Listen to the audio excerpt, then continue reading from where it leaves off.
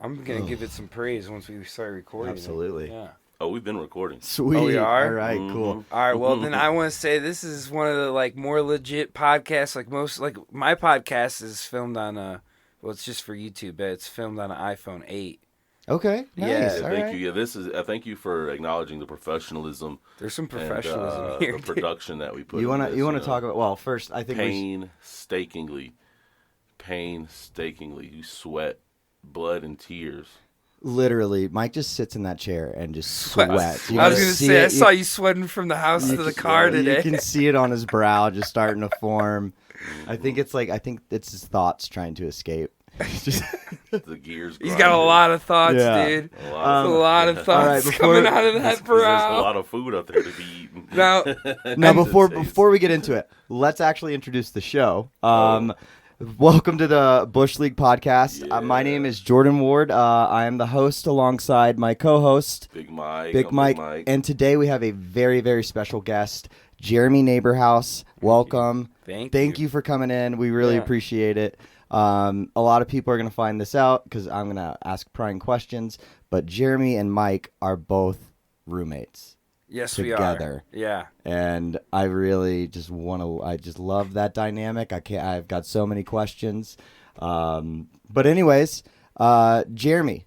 Wait, I have a question. Okay, go ahead. You can start this off. I just want some housekeeping. I want to know. We came here at 11. You must have gotten here 10:30. Yeah, right around there. So what time were you at Wendy's this morning? All right. So 'cause there's a Wendy's cup. There is. All right. So ice is melting too. And how often are you going to Wendy's before 11? Okay. First of all, someone has never had their fucking chicken honey The breakfast be on point.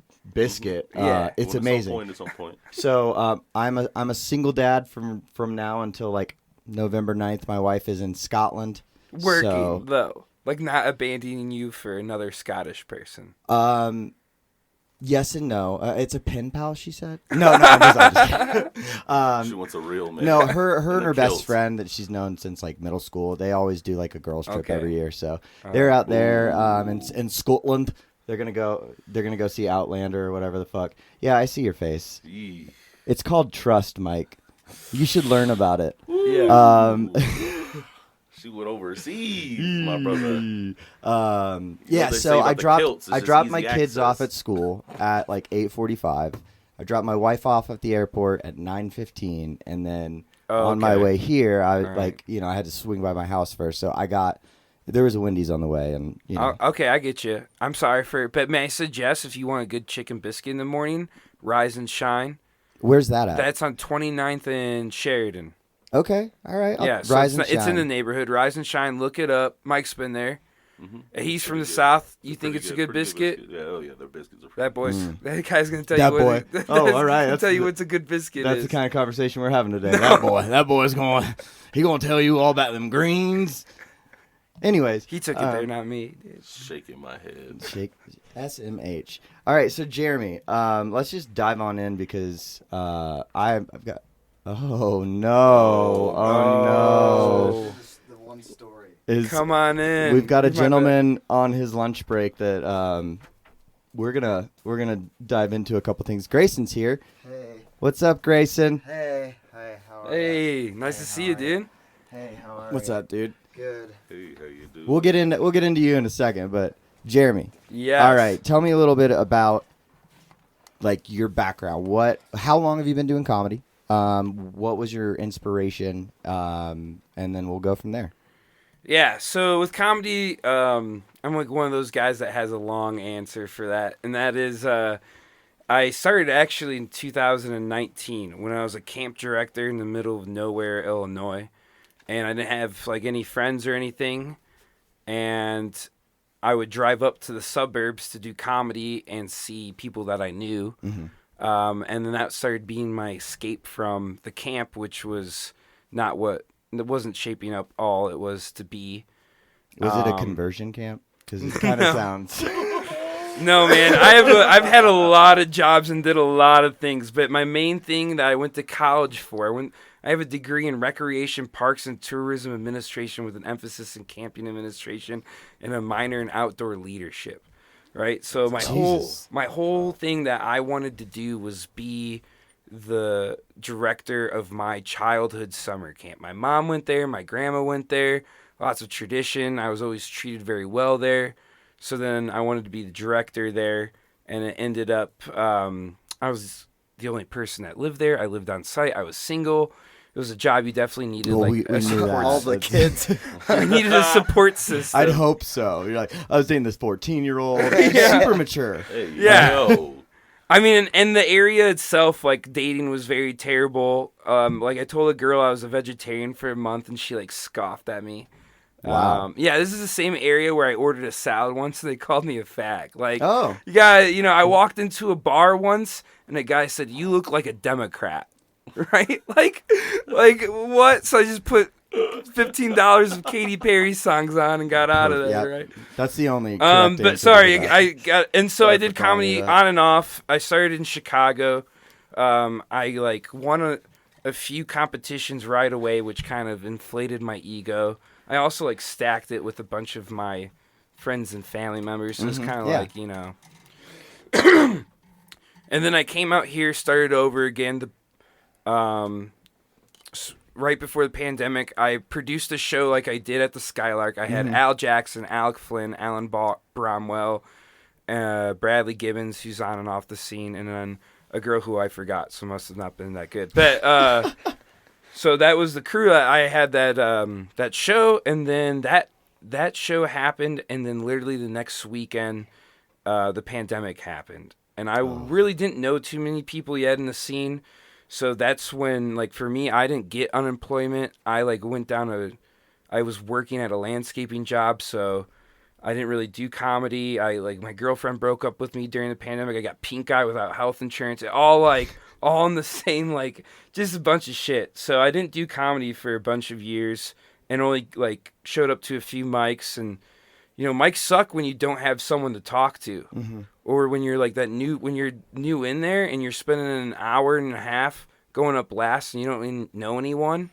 So it's hard to get into this scene a little bit and having to start over. This is my third time starting over, I just started over when I moved here and then I had to start over with the pandemic. So I've been solid for the last, I feel like I really have only truly a year underneath my belt.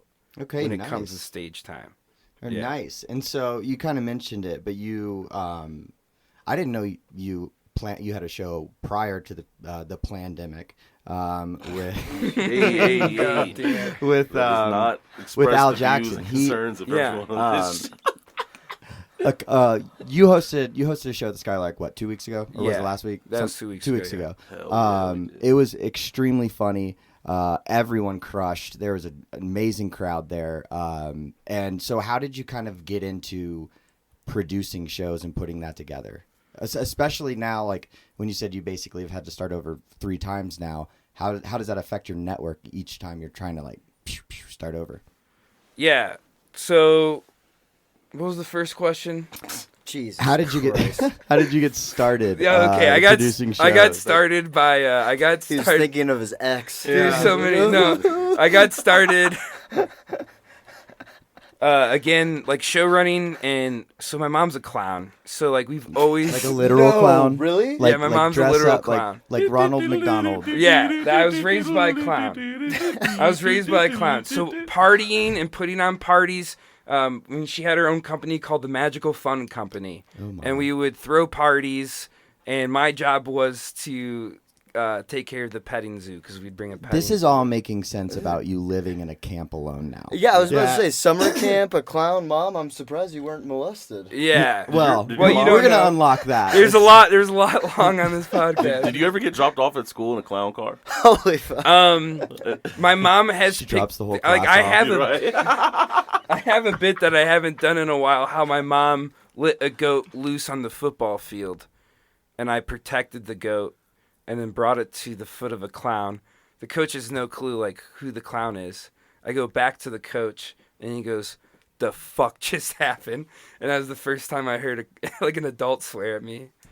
Wow. Yeah. Look at Jeremy protecting kids. I have the same reaction. But Kids. Oh, that damn. was Some great. goat humor. Let's get that's an applause break I right didn't there. get it. Yeah, of course we're you not didn't. surprised. Goats are also Hey. called kids. Thanks for being shitty at the set last night, dude. Thanks for Fucking Oh, yeah. thanks for shoving your mic in his face and like say something, Mike. Bro, that How was so? Hold up. How No, was no, that yeah, show? I that's- didn't ask Mike about that. And congrats to you, man. Good job for Okay, doing that. for the people listening, Grayson hosted what was it? I plugged It's- it. Thai House Comedy last week. Yeah. So how'd it go, Grayson? Wait, I shoved a mic in your face? I did drink for the first time in a month. That's what I wanted to get into. My is favorite how thing drunk was and how fast, how quickly you got drunk. I bro, turned. You Yeah. hadn't been drinking for I don't know how long, and the first thing you do is get a shot of Jim Beam at the Oh, bar. I was of sitting all the there. things. You're like, oh man, it's been 30 days. I haven't had a drink. I want Jim Beam. That's my like bar. That's my. I get a beer and a shot. That's like what I do every single time. Yeah, a yeah, whiskey yeah. and a beer. Hell yeah, Grayson. I didn't know you were Yeah, a he was baller. going I wasn't raised by Just go clowns. ahead. I was raised by alcoholics. So, you know. My mom was a Dad, you chocoholic. fucking You clown. don't know. A chocolate. Jeremy would just get high off of helium.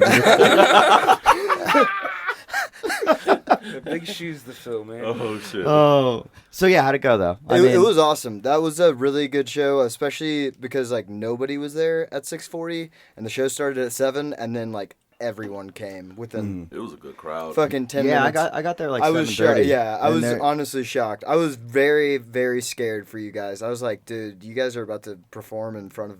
This is about to be an open mic.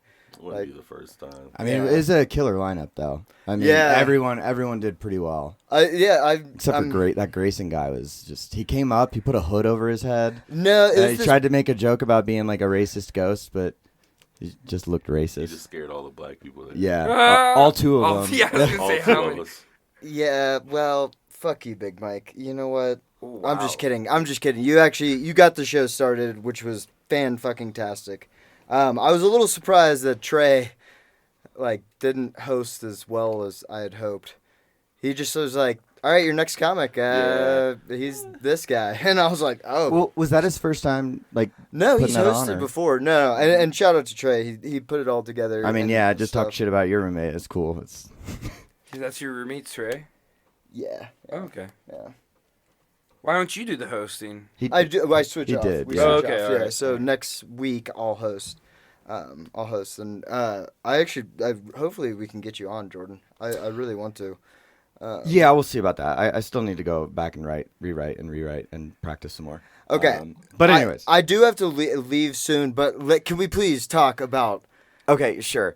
Jeremy, we're gonna get right back Yeah, to you. get back to But me. Do his thing. but It's all about Grayson anyway. This, you know? obviously, you, he's on his thank he's on his lunch he's on his lunch break. He's No, got to yeah. go I'm on my- upstairs yeah, and eat his spam. No, I just want to say so- before you guys get into your thing, Grayson, you look very professional today. Thank you, I yeah. want the world to know how A little professional- sweater with a collar popped over. You guys are I probably can't wait not till we get familiar fucking with it, but- cameras so the world can see just hell nah. Yeah. Don't patronize this man. I'm not patronizing him. All right. No, you guys, I'm sure, are unfamiliar with an honest days of work. But so I know Mike is. Says the guy who got fired at the Improv. I didn't get fired. Why That's what the is that rumors what you are saying. Tell You know, That's everyone. what everybody's saying. That- If anything, everyone really bro. likes me at the Improv, and I had no idea. Oh, You had no idea you got fired? No, I had no idea that you guys even noticed I was there. I was there one day a week for like 3 months, and then I was like, "Yeah, I'm gonna quit," and you guys were like, "What?" Fuck you. I'm just kidding. I really love Mike a lot. Jeremy, I'm warming up to you. Jordan, you're You're all right. You're all right. Grayson. Thanks. So okay, let me set this up. Should we do it from my perspective? I and want to then do your perspective first. Okay. So last week, we talked about it a little bit on the pod, but we had Grayson hosted my open mic because Josh Beaver's a fucking piece of shit. Remember, Josh. I know you're listening to this. Just. But we had a little. I got to deal with my very first heckler ever as a comedian on my show, and it was amazing. But Grayson was the one who took the brunt of it. So Grayson, take it away, my friend. I don't even know if he was a heckler as much of just like a solid asshole. You know, like he didn't heckle as much as he just was like a dick. Yeah. Right? Okay. All right. So yeah, hosted long table. Bury the lead. Yeah, hosted the long table disaster. But Go fuck yourself. no. So this guy that I guess is like a regular there. He came up. He was obviously a little drunk already, and he was like, "Oh, comedy, I want to do that." And I was like, "Sure, fuck it. Like you can sign up." He signed up 7th. I'm not gonna say his name, but we'll call him River, all right, because that was very close to his name. Because he's from Boulder. Yeah. Not like River Fiend. Okay, whatever. So he waits till 7th. Dude, we have like 4 or 5 audience members. I am sitting there trying to just keep them there. Like after every set, I'm like, hey guys, thanks for sticking around, you motherfucker. You know, like please stay. So he stays until he goes up 7, and he goes up, and the first thing he says, first thing out of his mouth is, okay, I'm going to go ahead and shit on all the comics before me. That was how he started out. So immediately I'm on like defensive. Who's this again? He's just a dude from the bar. Oh, okay. River, that's right. Random guy, Yeah. like never seen him. He just seemed like he wanted to do comedy. He was drunk, so he goes, the first guy was a homophobe. The second guy was a racist. The third girl was a Gen Zer, which was weird. And then he went through the rest of them. So it was Logan Burkholz and then Ethan Everhart. So that's who he called a homophobe and a racist. I mean, So when the kettle's black. when the kettle's white. Yeah. So like See, I didn't know it was those guys. Dude, No. he Neither shits- those guys are not homophobic But or racist. I'm sure we've all hosted here. Like immediately when somebody starts out like that, you're like, great, this is going to be a horrible set. So he tells 3 terrible stories. I lit him at 3 minutes. Everyone was getting 7. So just FYI, I literally at 3. I was like, please get the fuck off the stage. So he gets off. So he's like coming off, and I'm going on. The first thing I say, I was like, all right, comedy, not for everyone, right? So that immediately he turns around and he just like staring at me, and I was like, whatever. Oh, you parted the bull. So I realized the mic was off, and I turned the mic on, and I go, oh, the mic was off, but that was probably for the best, like whatever. And then I was like, oh, a racist and a homophobe. I didn't know my grandfather was here, so. All like not really shitting on him, but like a little. You roasted this man. Like a little bit, like enough, dude. Like a nice, clever roast. if you're gonna dish it, you better be ready to get it back. And I was like, every comic's gonna shit on him if I don't shit on him right now. Mm-hmm. Like so, like if he did that at Rover, dude, he would have 40 comics shitting on him, 40 in a row, just shitting on him. So I was like, I'll take the brunt of it. Immediately when I walked off stage, he walks up to me, shakes my hand and like pushes it into me, and he goes, did that feel good? And I was like, what? And he was like, yeah, making fun of me up there. I was like, dude, like what are you talking about? He's like bumping me and stuff, and I was like what the fuck are you talking about? He like goes off on this tangent about how I called him retarded, and I was like, wow, shouldn't have been acting like a fucking retard. I was like, dude, I still said my grandfather must have been here because you said there was a racist and a homophobe. And he like didn't get that. He was just clearly drunk. And that's when Jordan started stepping, because he was like, this is what you allow. How safe did you feel when Jordan started stepping in? Oh, I know he's from Atlanta, so I was like, oh, he'll fight. I was like, oh, perfect. He'll fight off of basically not. He'll fight just because somebody was like yelling at me. Listen, Yeah. He's from Atlanta. I looked over at Grayson, and this guy had already gone outside once. Like his friends had like grabbed him and were like, "Yo, you need to calm down, get outside." But he comes back. I don't know who is Several times. John Henry? Mick something. John?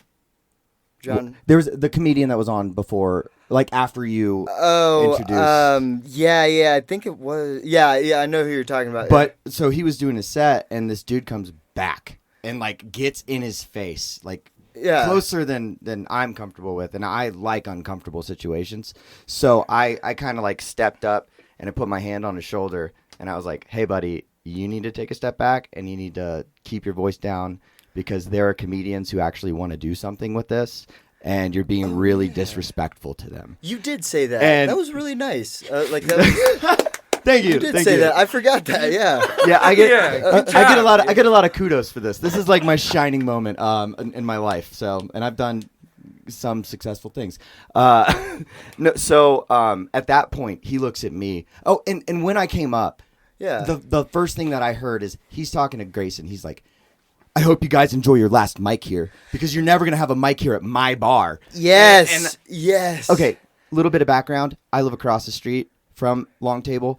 I've been going there for 4.5 years. I know the owner. I know all the regulars. That guy was a friend of the regulars. I have never seen him in that bar, or he's just average looking that it just an extra in a movie type situation. Yeah, I know. But I've yeah. never ever seen him before. And so when he said that, I kind of came up with a smirk, hand on the shoulder. He goes, brushes me off. He goes, "Don't you touch me. You sit down right there. You sit down right there." And I, again, was just like, you need to keep your voice down. If you want to have a conversation and you want to yell, I'll gladly step outside and have a conversation with you. I was not being hostile. I was just like saying, get this guy out of this fucking situation so the comedians can continue to do what they want, what they're trying to do. And he looked at me again, raised his voice. You and guys like, were face to face. Like Yeah. you guys were like practically like nose to nose though at that moment. And yeah. he looked at me again and was like, go sit down. So I did what any, responsible, anger-filled man does. I went and tattled on him.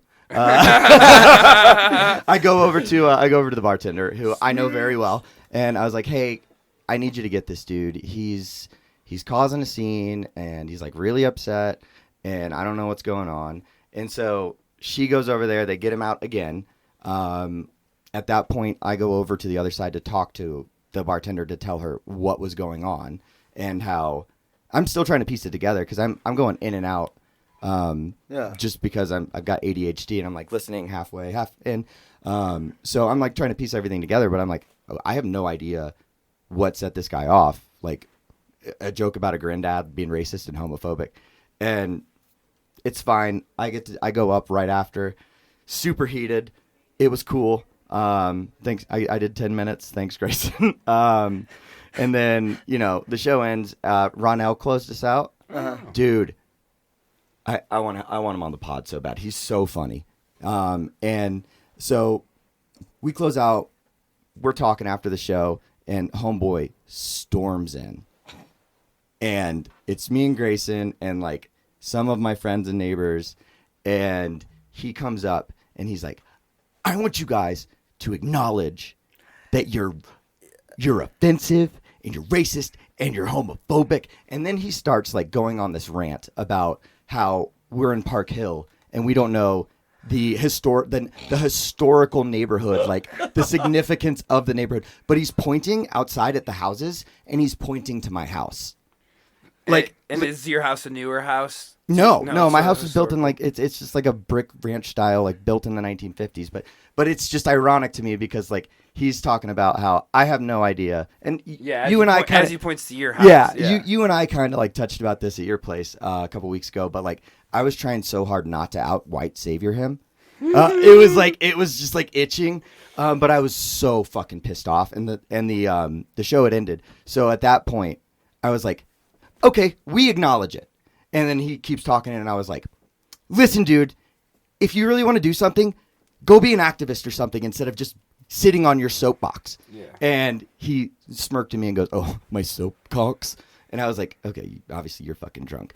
And at that point, like, my wife and some friends were like, okay, it's time to go pick up. Yeah, that's good. And so they brought him outside again. At that point, I looked at Grayson. I was like, just get out of here, dude. I got this. It's fine. Yeah. So Grayson leaves. This is the part that really pissed Grayson off. And he whipped out when I was cleaning. He whipped out his phone and started recording us. Of you just cleaning? Of just clean. Like yeah. I guess he wanted to be like. He has the right. He does. I didn't care. This guy, Grayson. Grayson's still pissed off about it. He's like, my soul got stolen. Yeah, without permission. That's what I'm saying, dog. Dude, I'm trying to make it. And I told that guy, I looked him in the eyes and I was like, dude, I am not racist. I have a black friend. Yeah. I podcast with Right to an his African face. American. Yeah. I was like, his name is Big Mike. Here's his number. Mr. Big He'll Mike. vouch for me. Yeah. No. That guy fucking sucked. I hated Yeah, that guy. so yeah, he's recording us. He goes up outside again. I put everything back. I've got my speakers, everything packed up, and I'm talking to the neighbors, and he comes in again. Naberhaus. And Fourth time. the fourth time. He just can't get enough. And he comes up with his hand like he's about to like point it in my face, and he goes, "I have two things to say." With one thing. Yeah. One, I'm sorry. Oh. But Of course. you need to realize what you said was offensive, and as a gay man and as a Jewish man, it's really offensive of what you say. You need to, and that at that point I just cut him off and I said, "You know what, dude? Apology accepted. We're gonna leave it at that. Y'all have a good night." And I go to turn, and he goes, "No." And so I turned and I go, "No, you don't get it. We are done here. You have a good fucking night." And I grabbed my speaker and I left. And I emailed the owner afterwards, and I was like, "Hey, sorry if there's any scene. I understand if you want to put a pause on it, the mic." And he's like, "No, we'll have you next week." So, hey, today is November 1st. November 2nd is tomorrow, Thursday, 6 o'clock, long table. Nope. What? Wait, is it? Yeah, dude. Oh, fuck. Yeah. Jesus Christ. He does 30 days of sobriety, and he forgets dates after one night of drinking. But yeah, that was like my first, and I know you guys are gonna like laugh, but I was ready to fuck this dude up. I had two things on my mind. One was like de-escalate the situation, get this guy out of from the show, and if that doesn't work, swing on this motherfucker. That was it, and Shit. I Man. liked it. I felt good, Oh, yeah. and then I got kudos. Everyone was like, "I'm really proud of you, Jordan. I'm glad you handled took that." the other way. Yeah, The well, white savior ways. thank you.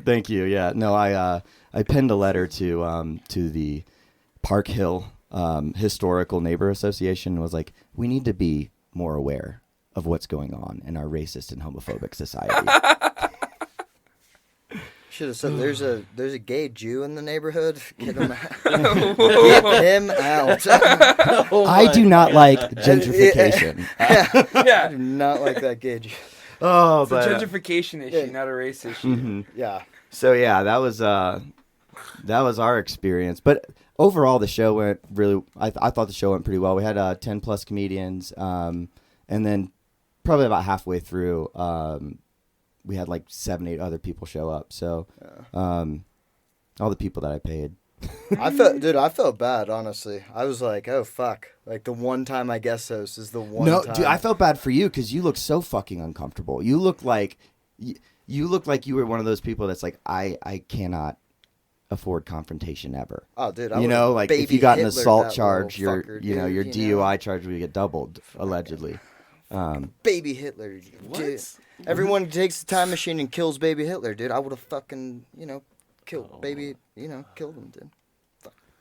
This part's getting. If you, Yeah. First off, if we were going to strike Elbow! this man, you'd have to do it open hand, all right? Otherwise, it might be a hate crime. Yeah, So- that's true. Stop it. Oh, also Me. the owner and the bartender, because I messaged the bartender too. I just apologizing and stuff, and they're like, "Oh, don't worry, we're gonna give this guy a nice talking to." So Yeah. Dude, he hand wrote 2 pages of wait, what? He hand wrote a letter and gave it to the bar as if like it was like a analog Google review. He had like a notebook like this. Yeah, Yeah, he- like like- college rule. Just He was like, I wrote the bar, and I was like, what? And he was like, I wrote a letter to him. I was like, even his friends were like trashing him, and they're Yeah. like, some people just don't understand, like comedy's kind of more of a place where you can say things, and some people just get like social justice warrior syndrome and I'm like, Sounds like you what know he had. you know this guy, and you let him drink, Yeah. and then you let him come over here and And do this. come to my show, please. Yeah. But yeah, I wanted my adrenaline was pumping oh yeah, for sure. I was just pissed because I still had to like time comics. Mm-hmm. Like I was like, fuck. with fucking River over here, fucking talking in my ear. I'm sure he's gonna be back. I'm actually going this week, tomorrow. Hell yeah! Fucking Bring your brass knuckles. just to see if he shows up. He won't. I think they probably are like, you need to not come here on Thursdays. Ah, fuck. Okay. If I had to guess. Oh, tomorrow. mind then. I won't Shout out to his name is Chef Dre. You're probably working, but he does barbecue, like pit style. It's so fucking good, man. Anyways, Yeah, we work. yeah, thanks guys. Really appreciate all your support that you give. Grayson's the only one who supports me in this room. I've come to your Wow. Yeah, mouth I do before. appreciate Yeah. it. I've been I at Mike's so many times. Yeah. Remember I did crowd work with the 3 people that were Yeah, there? yeah. Hey, well, we're averaging like 5-6 now. So Ooh. yeah, there's. I spread it all over next door. I'm like, did you hear those gunshots? Also, what are you doing on Thursday? Yeah. Yeah. Did you hear this was a historically black neighborhood? Also. Not anymore. Anyways, that's the story. Grayson, thank you for coming in on your lunch I break. appreciate Thanks, it. Grayson. What are you Good going to seeing eat for you. lunch? Yeah, what's for lunch? I'm probably gonna walk and masturbate, and that's about it. Like Hey! at the same time? That's what you're going to eat for lunch? My boy's a businessman. He's got to walk and yank, dude. Yo, time is Some money. no, they will be. No, I probably pasta. I don't know. Make sure you get a protein in. It's bolognese sauce. So Oh, nice. Oh, Homemade or? bolognese. yeah, homemade. Okay. Oh, okay. I also have some fried chicken. Sweet. Nice. Good All right. I don't Well, believe hey, it. everybody. I don't Hey, believe it. shows you want to plug? Oh yeah, Thai House. I am almost sure next week. So Thai House next week. I really would like to get you on if Next if Wednesday, possible. Yeah, right? next Wednesday. Yeah. Come out to Thai House. It's a killer show, and everyone seems to like it. It's a lot of fun. I'll try and make it out, Good man. time. Good time. And you will not be yelled at. You might be yelled at. You can pay me for security if you want. I'll think about it, Honestly, yeah. I'll do security too, because I'm from Atlanta. All right, guys. Yeah, thanks so much for all having right. me. Thank you, appreciate it. Grayson. Yeah. Yeah, we clap. Yeah. Hey, thanks for supporting everything I do, Big Mike. I appreciate you. I'm just here for the awkward silence. Yeah. See, this is why we need the appreciate videos. you, bro. No, All right, Grayson. hey, Thanks for coming in. You're not just gonna leave after you tell us you're about to have the blackest lunch ever. Fried chicken and spaghetti, my nigga. Hold up. That's what I'm sitting here in awe of. Like, really? This guy just says, "Oh, I'm eating fried chicken spaghetti for lunch." After a black man asks him what he's having for lunch. Get out of here. How is Go. chicken parmesan the blackest lunch? Not chicken parmesan. Nobody said shit about chicken parmesan. It's fried chicken. Fried chicken with bolognese over it, and then you're probably gonna put some what? Spaghetti, some pasta. I just want your ancestors to be proud of me. Thank you, Grayson. All right. Why would they ever be proud of Have you? a great day, bud. Bye. All right, so that was All right, Grayson. yeah. Jeremy, thanks for hanging in there. Yeah, being patient. So I believe we were talking about the shows that you like to put on. Oh yeah, how I got into putting on shows before that guy. What the fuck? Who invited him? So rude. So my mom's clown always did parties, but then also what really helped was I ran that summer camp, and when you're not running a summer camp, you have to make money somehow because you don't make much money from actual summer camp. So one thing that we did is we had a festival called Shoe Fest, and I worked with some big names there. Leftover Salmon, Jeff Austin. Damn. Yeah, Love it's Leftover like a gem. You would love it. It's by Chillicothe Summer Camp, but it's smaller. It's got a river through it. It's a beautiful property that I love. And not only did I have that festival there, but I had weddings, like everything you can think of. I had the National LARPing Convention at this camp. Hold up.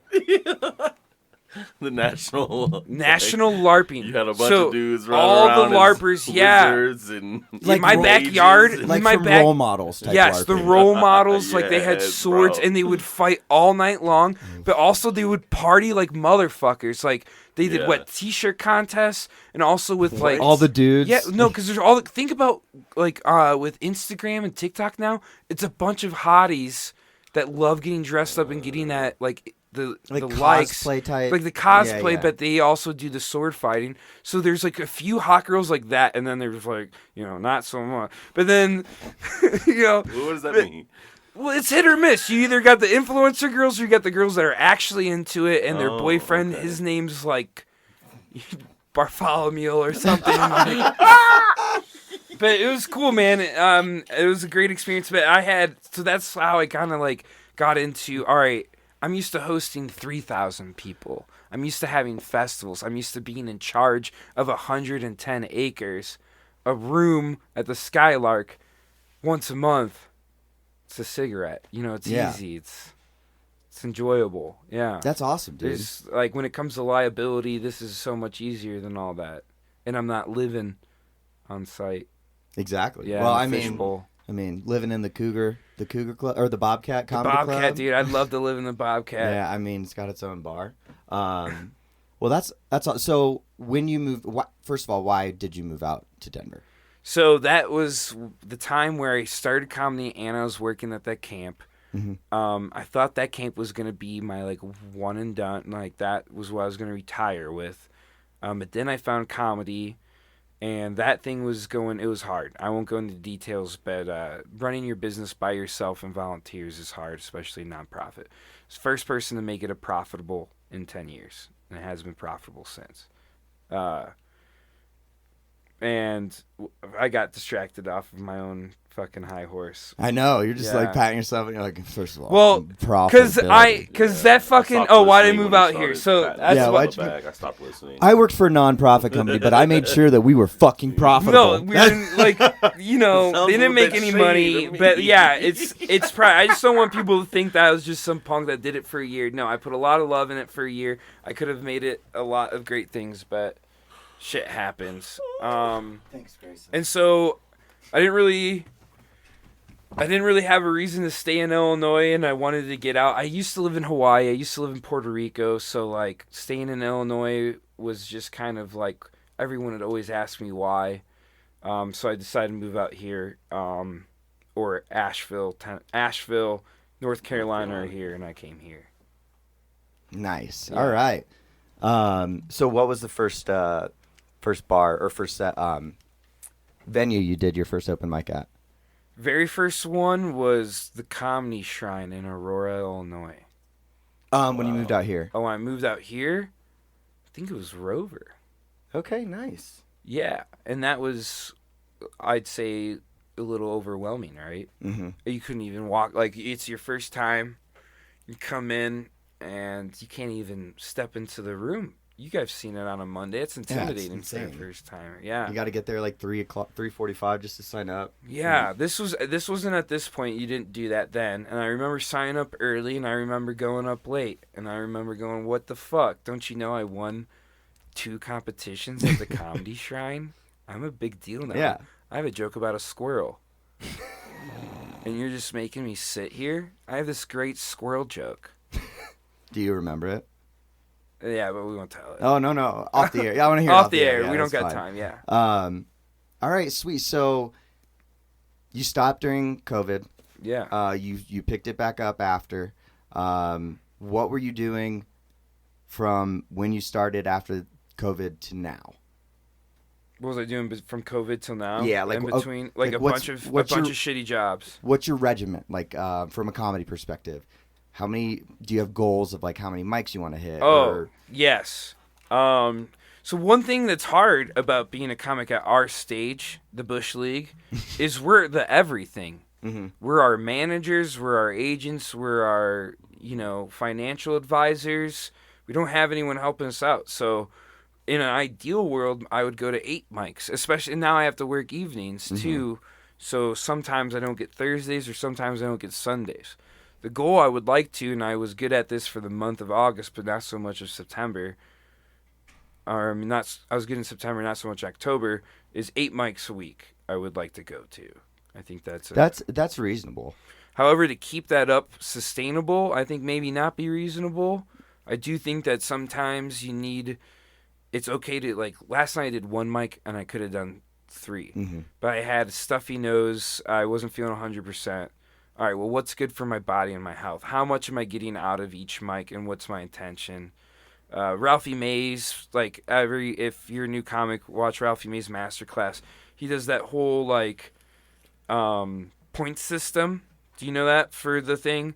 And I like to, if I don't have intention and I'm just going up there, I don't like that. I want to make sure that I'm getting something out of it. What's my intention?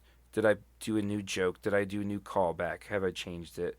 Rather than being tired and staying more tired.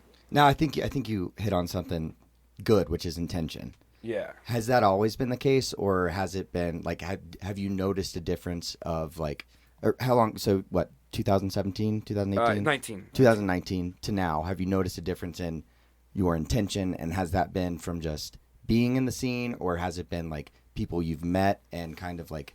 Do you have any mentors or anything like that? Well, I think if I do when I do more reps, I kind of get less intentional just because I'm going through the motions. Mm-hmm. Especially when you get that good solid 5 and then you just keep doing that 5. And then you look around and you just saw, you know, Jeremy Cashkill at a mic. You just saw this guy go up at a mic, and now you got to go up. Well, all right, I'm just going to do this easy 5 that I remember. Yeah. Right? I've done that before. I even came up to you before and was like, I'm mad at myself. I did the easy stuff instead of trying to hide stuff, so...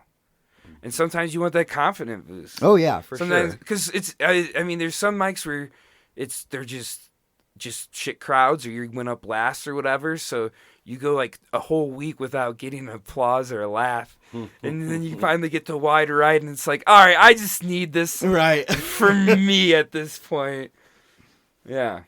Sweet. When it comes to mentors, someone I need to reach back out to, I've had a hard time communicating, is Dee Dee. And I met her back in Illinois, and she was on the Opie and Anthony show back in the heyday. Nice. Oh wow. She did a lot of XM radio. She's like interviewed Jim Norton was one thing I watched, and she like was the first one to teach me. And we can talk more about this at the end or even after, like the more business stuff. Mm-hmm. She was the one who taught me like you can start, and I need to do this myself. You can start writing off tax exempts. Oh yeah, dude. You know, like write off your gas, the drinks they make. She goes, I go to a convention for comedians in Las Vegas. I write off the ticket. I write off the drinks. I write off the hotel. And it's like, you know, she was great for that. And then also my first mic, she was there, and she was the one that told me, if you make one person laugh tonight, you did your job. Mm-hmm. And made me feel comfortable. Yeah. Going on stage. So Nice. thank you, Dee Dee. I got to reach out to you. Yeah, for sure. Yeah. And she's listening. Yeah, I'm sure she is. To this live stream podcast that will be... She's out in Plano, Illinois. All listening right. to- All right, so what's recently, what's your highest moment in comedy that you've had? Shucks. I should be more reflective of that. That was a true white man moment right there. He looked down and he just goes, shucks. Shucks, man. That's a good question. I guess the highlight right now has been producing that show. Mm-hmm. Just because of the quality and what we have, and also it's like I want to make money from this, and Yeah, no, dude, that I mean, helped. again, I know we've just been singing your praise on that show, but that was very well produced. Thank you. Very great crowd. The crowd was loving it. And the venue's really cool. Again, Well, now we gotta duplicate it. That's the thing, Yeah. right? I just want to be a one-trick pony. So. Well, that's you've got good momentum. And do you have another show coming up?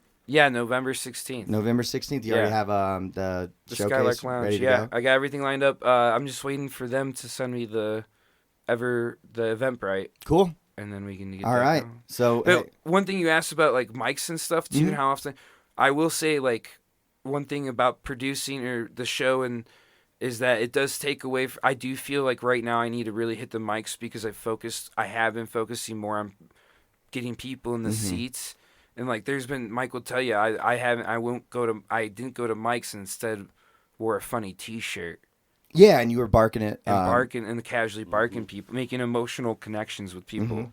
Dude, Well, hey- it was. I was saying it was like witnessing what you were doing for that show was like I learned a lot from like. I mean, it was just like you see a lot of people, they do a lot of digital marketing about their shows, Instagram, Facebook, and then, come to some of these shows and it'll be hit or miss if people, people show up to it or whatever. But the fact that you are feet on the ground, physically handing out, physically making connections with people, they're physically remembering your face, your personality. It's different. Oh, the Cocaine Bear shirt yeah, guy. dude, yeah, and then they've got that flyer. You make people want to come see the comedy more. Like you actually put in they're physically connecting with it, and then it's like, okay, boom, and there's a more chance of them coming out. And then when people showed up to that show, dude, it was like, everyone had he had friends and stuff come out, but it was like a lot of people that they had to have just seen the advertisements or run into you at a bar or something. Yeah. Like it was.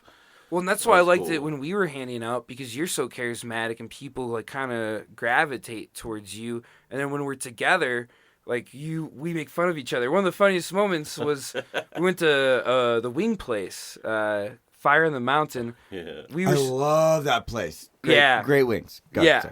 We were separated from each other. So I went first and dropped off a big poster and a flyer. And then I left and kept going.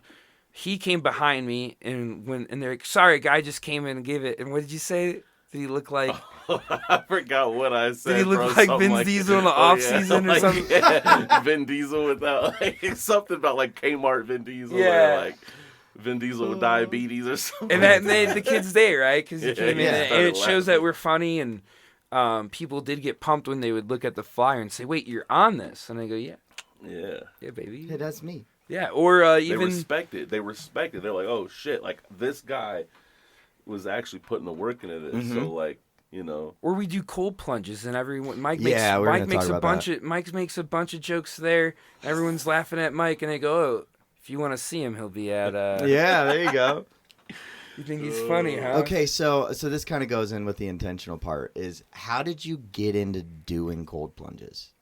Yeah, that started when I was like 16, 17. Oh shit, you've been doing this for a while. Yeah. So like you did this before Rogan. I did this. I mean, yeah, I'd like to say I did it before Wim Hof. No. We know who the real trendsetter Yeah. is. No, so I didn't do it. I did this for charity. Is how I got into it. In the Midwest, it's popular to raise money. Oh, that was the thing, wasn't it? And then do cold plunges. Yeah, so you were just sitting on like this little plank, dressed up as a clown, and kids would throw balls, and if they hit the target, boom, cold plunge. Yeah. No, they would like take. This was up in like mid Wisconsin, not northern, but still, they take fucking things. They break up the ice, then we take boat motors and turn them on to keep the water circulated from freezing over, and then we raise money. And then you jump in, and then I would do it with this buddy. He's got a big following, Cam Needham, Cowboy Cam. He's now a huge bodybuilder, like big in that world, or power lifter. And me and him kept doing it, and he's admitted it. He's on like 10 fucking milligrams of testosterone, dude. So this guy's just full of heat and testosterone. And me and him to this day, I still fly back every day. January to every New year? Year's every year, New Year's Day, and I jump with that guy, and we try to beat each other every year. What's the longest you've gone? We back in the day we'd do jumps, so like we did like 30 jumps once. Longest I've done in the river was when it was 39. I did 10 minutes, and then this other guy Mike did 14 minutes after me. I feel like you're in like Titanic territory at that point. Yeah. Like Leo's going down with the ship. Yeah, so breathing is really important. The fact that I've done it for a while is really important.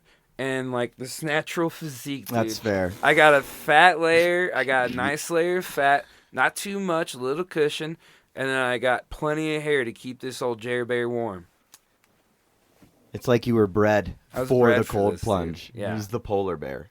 So, okay. You guys did one this past weekend, right? Yeah. Mm-hmm. And it snowed this past weekend. There's like my house, we got like 9 inches of snow. Yeah. Was that like one of the coldest you've ever done? I would say with that one thing, when I do snow ones, I'll do some up in the mountains, and I will cheat and wear my socks because I'm also by myself. Okay. I didn't wear socks there, so that may have been the coldest just because I didn't wear socks. And I think that if I'm going to do it at as cold as it was, I'm going to wear socks next time. But yeah, that was bad. That was probably the worst my feet have gotten. But not the worst my body has gotten. Okay, so what is like... Because this is just me being very curious, but also like I think you're fucking crazy. What is the benefits of like when you get out? Like, what is it? A euphoria of your mind, body, and soul, or is it just like like a shot in the arm? Yeah, kinda? there's all like I could give you like the science stuff, but like 17-year-old Jeremy just fucking wanted the attention and the craziness, and like it feels good, dude. You feel like a rebirth, like. It is a little bit of a baptism. You just came out. I don't know. I like doing hard things, but like now that I've watched Wim Hof and Joe Rogan's videos, like, you know, it builds your immune system. It helps with circulation. It will, you know, just keep you young. It's like another form of exercise. Putting your body through stress is important. We live in a society where bodies no longer put through stress, and there's also cross training, right? So that is kind of a form of anxiety that you're dealing with. Well, I now do breathing exercises when feel like I'm losing control on stage or about to go on stage. So nice. I think the fact that I can stay focused while I'm being cold and keep conversations or just have that mental strength, I can then carry over to this stuff. Nice, dude. I think that's public speaking. I think that's really cool. I hate being cold and wet, so I'm just gonna watch from a distance. Yeah, I think you should do it. Like, I'll if probably you can, end up doing it. Like, also like it teaches you to be calm and when everyone else is freaking the fuck out and shivering and stuff, and you fucking take a deep breath and you're the cool and calm one. That can transfer to when there's an emergency. That's true. Yeah. When you have to be the white savior. God, yeah.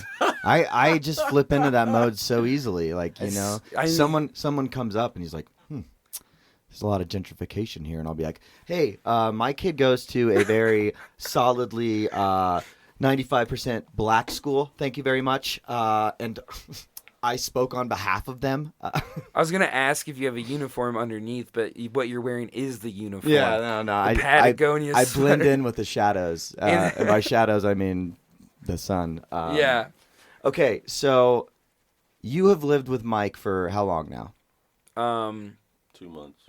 It was started in September, right? So September and all of October. Yeah, just 2 months. All right. So what is the most Bush League thing Mike has done? Like the most like amateur hour as a roommate, you just shake your head and you're like, how are you this person? I mean, I did wake up to chicken bones scattered throughout the kitchen. I was hoping you were gonna say that. Like, that's just a good example of one of like, and the thing is though our bad habits are the same, so I can't even talk shit. Like, he's seen me like eat a whole gallon of ice cream at 3 a.m.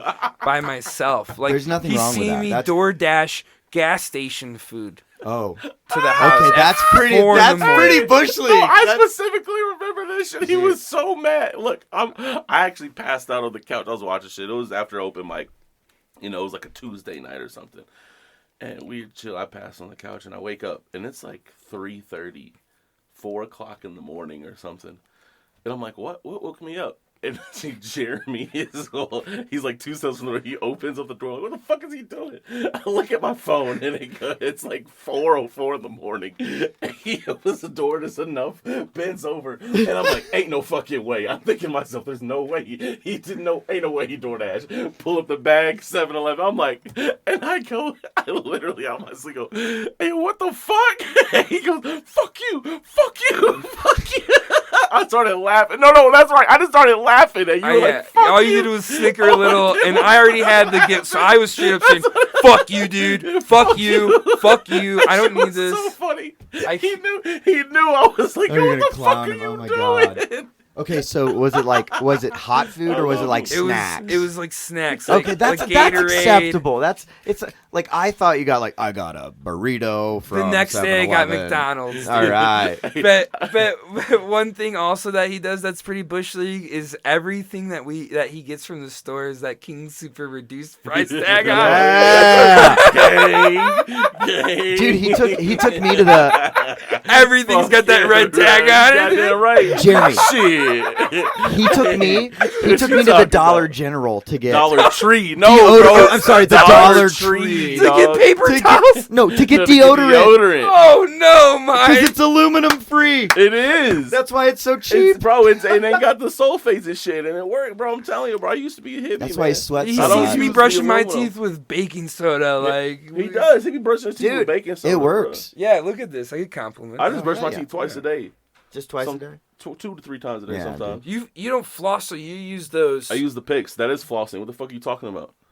It's not as effective. yeah. The fifth, Yes, it is. The fifth doctor says yes, it is. You want to but switch that is off. so- You're supposed to switch off. I Yeah. You're use not supposed to multiple, use bro. the same- I use, bro. You. So now hold you're up. just contributing to plastic waste. It's okay. We don't know. I don't want to go down this. I don't want to go down this. I do. Bro, don't be like, I'm a black man in America from Alabama. I will use my goddamn floss I picks can use for as my much teeth. plastic as I want. Damn right. Before floss picks, it was just toothpicks. So Shit, man. I like toothpicks though. Plus, no. feel like a Plus, badass I when I use have one. no. And if you really paid attention, because first off, this is weird. You're over here paying attention to another man's flossing habits. Pause. Second off, if you notice floss in what front of I use.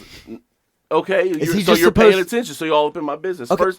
And if you really were paying attention, then you would notice that I use the 100% recycled material floss picks. Okay, so I am looking So you out. got like a dirty tile on your. So here's what happens is you're on the couch watching TV, and Big Mike comes in, talks to you, but he's got the green little toothpick in his mouth, nah. and You don't talk, and, but- and then he says something, and then you just see him. He throws it in the trash. Not even the recycling. I've seen him. He throws it in the fucking Yeah, trash. throw it in the fucking trash. Yeah, he doesn't recycle. Because they're already recycled.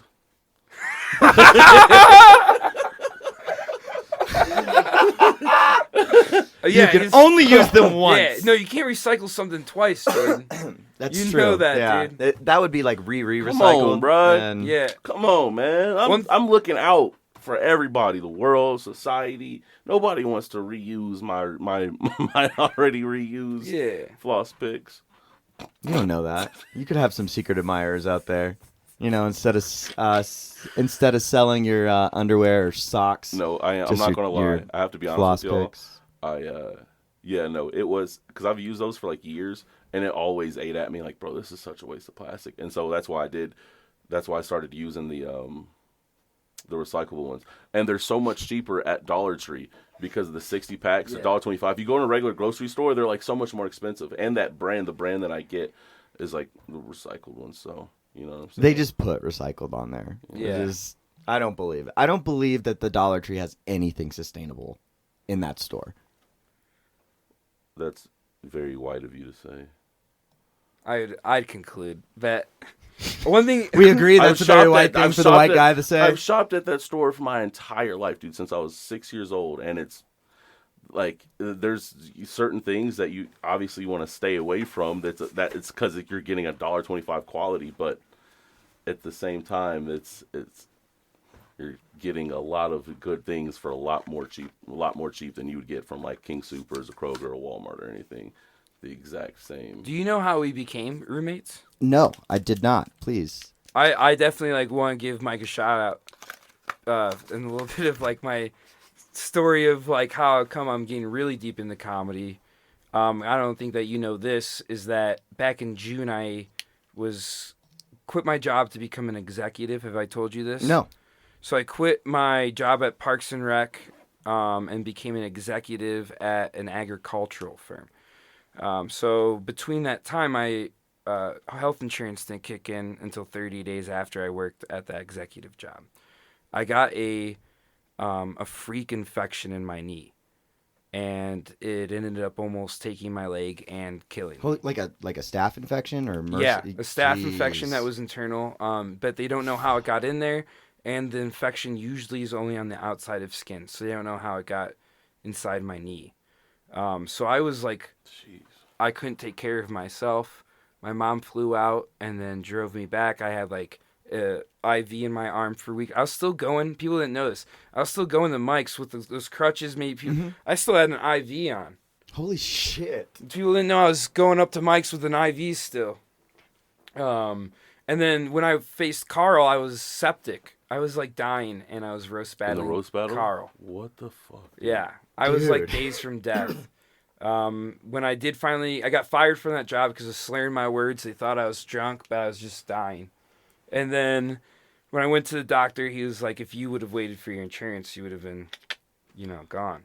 So I lost a lot of money and all that stuff. Lost a lot of money. And started, I'm basically at what I was when I was 23 financially. Had to go back home to my parents for a month, lick my wounds. Came back here, was living in the Subaru, the Crosstrek crossover. Hell yeah, dude. Hey, that's a comfy car. Yeah, dude. I could lay down fully in Absolutely. it, I was eating at hotels and stuff. And then I didn't have a job. I just came out here and decided to try to make something and to focus on comedy only. He got me a job at the Improv. Was working there. He heard me saying that I don't have a house. Then he gave me a job and a place to live within a week. Yeah. Over here, like Mr. Santa Claus, Yeah. just handing out presents. I don't know, So dude. big thanks to Mike Yeah, for Big Mike coming in giving the me clutch. stable, giving me 3 hots Welcome, and a bro. cot and a decent job to get me on my feet while I build my empire. Hell yeah, bro. You're welcome. I mean, Yeah. shit. Yeah, man, that's awesome. Now, were you living in that place before? Oh Or- yeah, this is like, we're going into my like 5th year of living in living at this apartment. I moved in 2019, like right before COVID. Oh yeah. Like 6 months before COVID hit, right when I finished culinary school, and I moved in with a guy I met in culinary school. Shout out my boy Scott Wynn, dude. He's out. He just moved out to the East Coast a few months ago. East Coast, least Yeah, coast. He's, Am I right? he's on his way on getting his Michelin star. Oh hell yeah. 100%. Yeah, I didn't have the dedication or the commitment. So, do you watch The Bear? Oh yeah, dude. We watched it the night that we found out about it. We watched the first episode. We started it literally like 1:30, 2 o'clock in the morning, and watched every single episode. Like the sun was coming up, and we were watching it. Like that's how good we we thought it was. Did you have any dreams about being back in the kitchen after watching that show? Because I did. I've been in the restaurant business for a decade now. Those dreams really kind of they're not about restaurants anymore. Like my dreams, if anything, it's like it's people that I've been in restaurants with, but it's more of like I don't want to talk about my dreams. I kind of don't want to. I kind of don't want to get in that head. No, it's not nothing. It's like weird sexual. Just my dreams get very like literally, it feels like I'm in a real life video game, like The Amazing Race. Me and Jeremy actually talk about this. I used to love watching The Amazing Race as a kid, and wow, this is the first time that I'm realizing I'm talking about it out loud. But it literally feels like I'm in a real life Amazing Race, and I'm going against a bunch of other teams, but I'm solo. It's like, oh no, yeah, Mike, you're good. You're solo, and then like. I'm going through, and it's like different places in my life that I've been, different cities, like all combined into like one place. And I'm like doing the scavenger hunt, trying to figure things, trying to do these things. And then I'm like building a team of people that I've like recognized and like, oh, hey man, can you help me out with game? They're like, yeah, dude. And it's like every time it's different, every dream. And it's like, it stresses me the fuck out. I wake up stressed. I'm sorry, guys. I don't know where this came from. Yeah. No, I think that's. But now that I'm talking about it, I'm like, oh, this is I this think is that's real. a beautiful metaphor of what comedy is Yeah, you're holy racing shit. against everybody else and you're alone, but then you want to bring in people that can support you and make you better And you know and what? win that amazing race, And the thing which is, is in these at the Comedy Shrine. exactly. And you know, it's funny because like the things that like really it like gets to me. It's like we'll be like whatever it is trying to figure out, and then I'll just be like, wait. I'll just stop, and then I'll like think about it, and I'll like put it, and then I'll be like, boom, and then it's just like, all right, motherfuckers, you know, like this is what we're doing. This is it. And it's like figured out. And I'm like, what the fuck does that like? Maybe it is like, and it's really started like since I like started doing comedy, you know, because I never used to dream that much. Like, I smoke so much weed and all that. Like I don't really dream, but I've been the like same thing. These dreams have been coming. I hate dreaming because it gets to a point where I don't know if it's real life or not. Like I messaged somebody on Instagram, like on their story, they were talking about the homeless situation in downtown Denver, and I had a dream that they responded to me about it, and I had to like go back and check because I legit thought I had a conversation with this person. Yeah. I've had dreams, but I love it when it happens. That shit. I love it when that happens. Mine's not like mine's not as stress related. I think maybe that's like coming from a place of stress, but I like the deja vu moments. Me stressed out, never. Yeah, dude. As your leg shakes this whole entire time. That's just what people like to call stemming, apparently. What do you mean? I don't know. It's every time like that's because I do that. My dad was big on that, and he'd shake the car, and then I grew up and I caught myself, but I'm aware of it, and I don't want to be like Brian. My son puts his hand on my leg when it shakes too much. Yeah, but that's Are always. you just nervous to be in my presence? Absolutely, yeah. It's no. So when Are I you just nervous sitting next to the black man? Is that what's happening right now? I'm not used to this. I don't ride the bus that often. Do you guys remember that movie? Ooh. No, I remember when I first started comedy. Like somebody said that I was ADHD, and I was like, "Yeah, no shit." Yeah. And then they're like, "Yeah, what's your STEM?" Which is like your like how you stimulate yourself. And apparently, it's just this all the time. Which makes me look like a nervous little mouse, so I kind of just like try and play into it. Yeah. Heads up, while I'm just thinking about this. I've been looking at my phone. You guys saw. Yeah. Our meeting has been canceled for today, Jeremy. So we don't have to go to improv. Our time restrictions have been lifted. Oh. You want to go to? We don't have to work today. We don't have to work today. You want to get drunk? Hey, No. I got a list to do. I got a list. Me too. All right. So, I mean, we gotta go as long as we want. Yeah. I don't know what's the time restraint. We don't have one. Okay. Unless we usually go an hour and a half. Yeah. But we can do. I mean, I feel comfortable. You guys want to like go to like we're at an hour and 8 minutes right now. We want to take a little break. Yeah. And then come back. Yeah, let's take a break. We'll come back. We'll because we still got some stuff we need to go over. We'll chop it up. Man. Yeah. Sure we still got some topics. Yeah, I love talking about myself. So yeah, this is my favorite. This is the show for you. Yeah. This is the Bush League show. Stop it! I'm blushing. With guest host.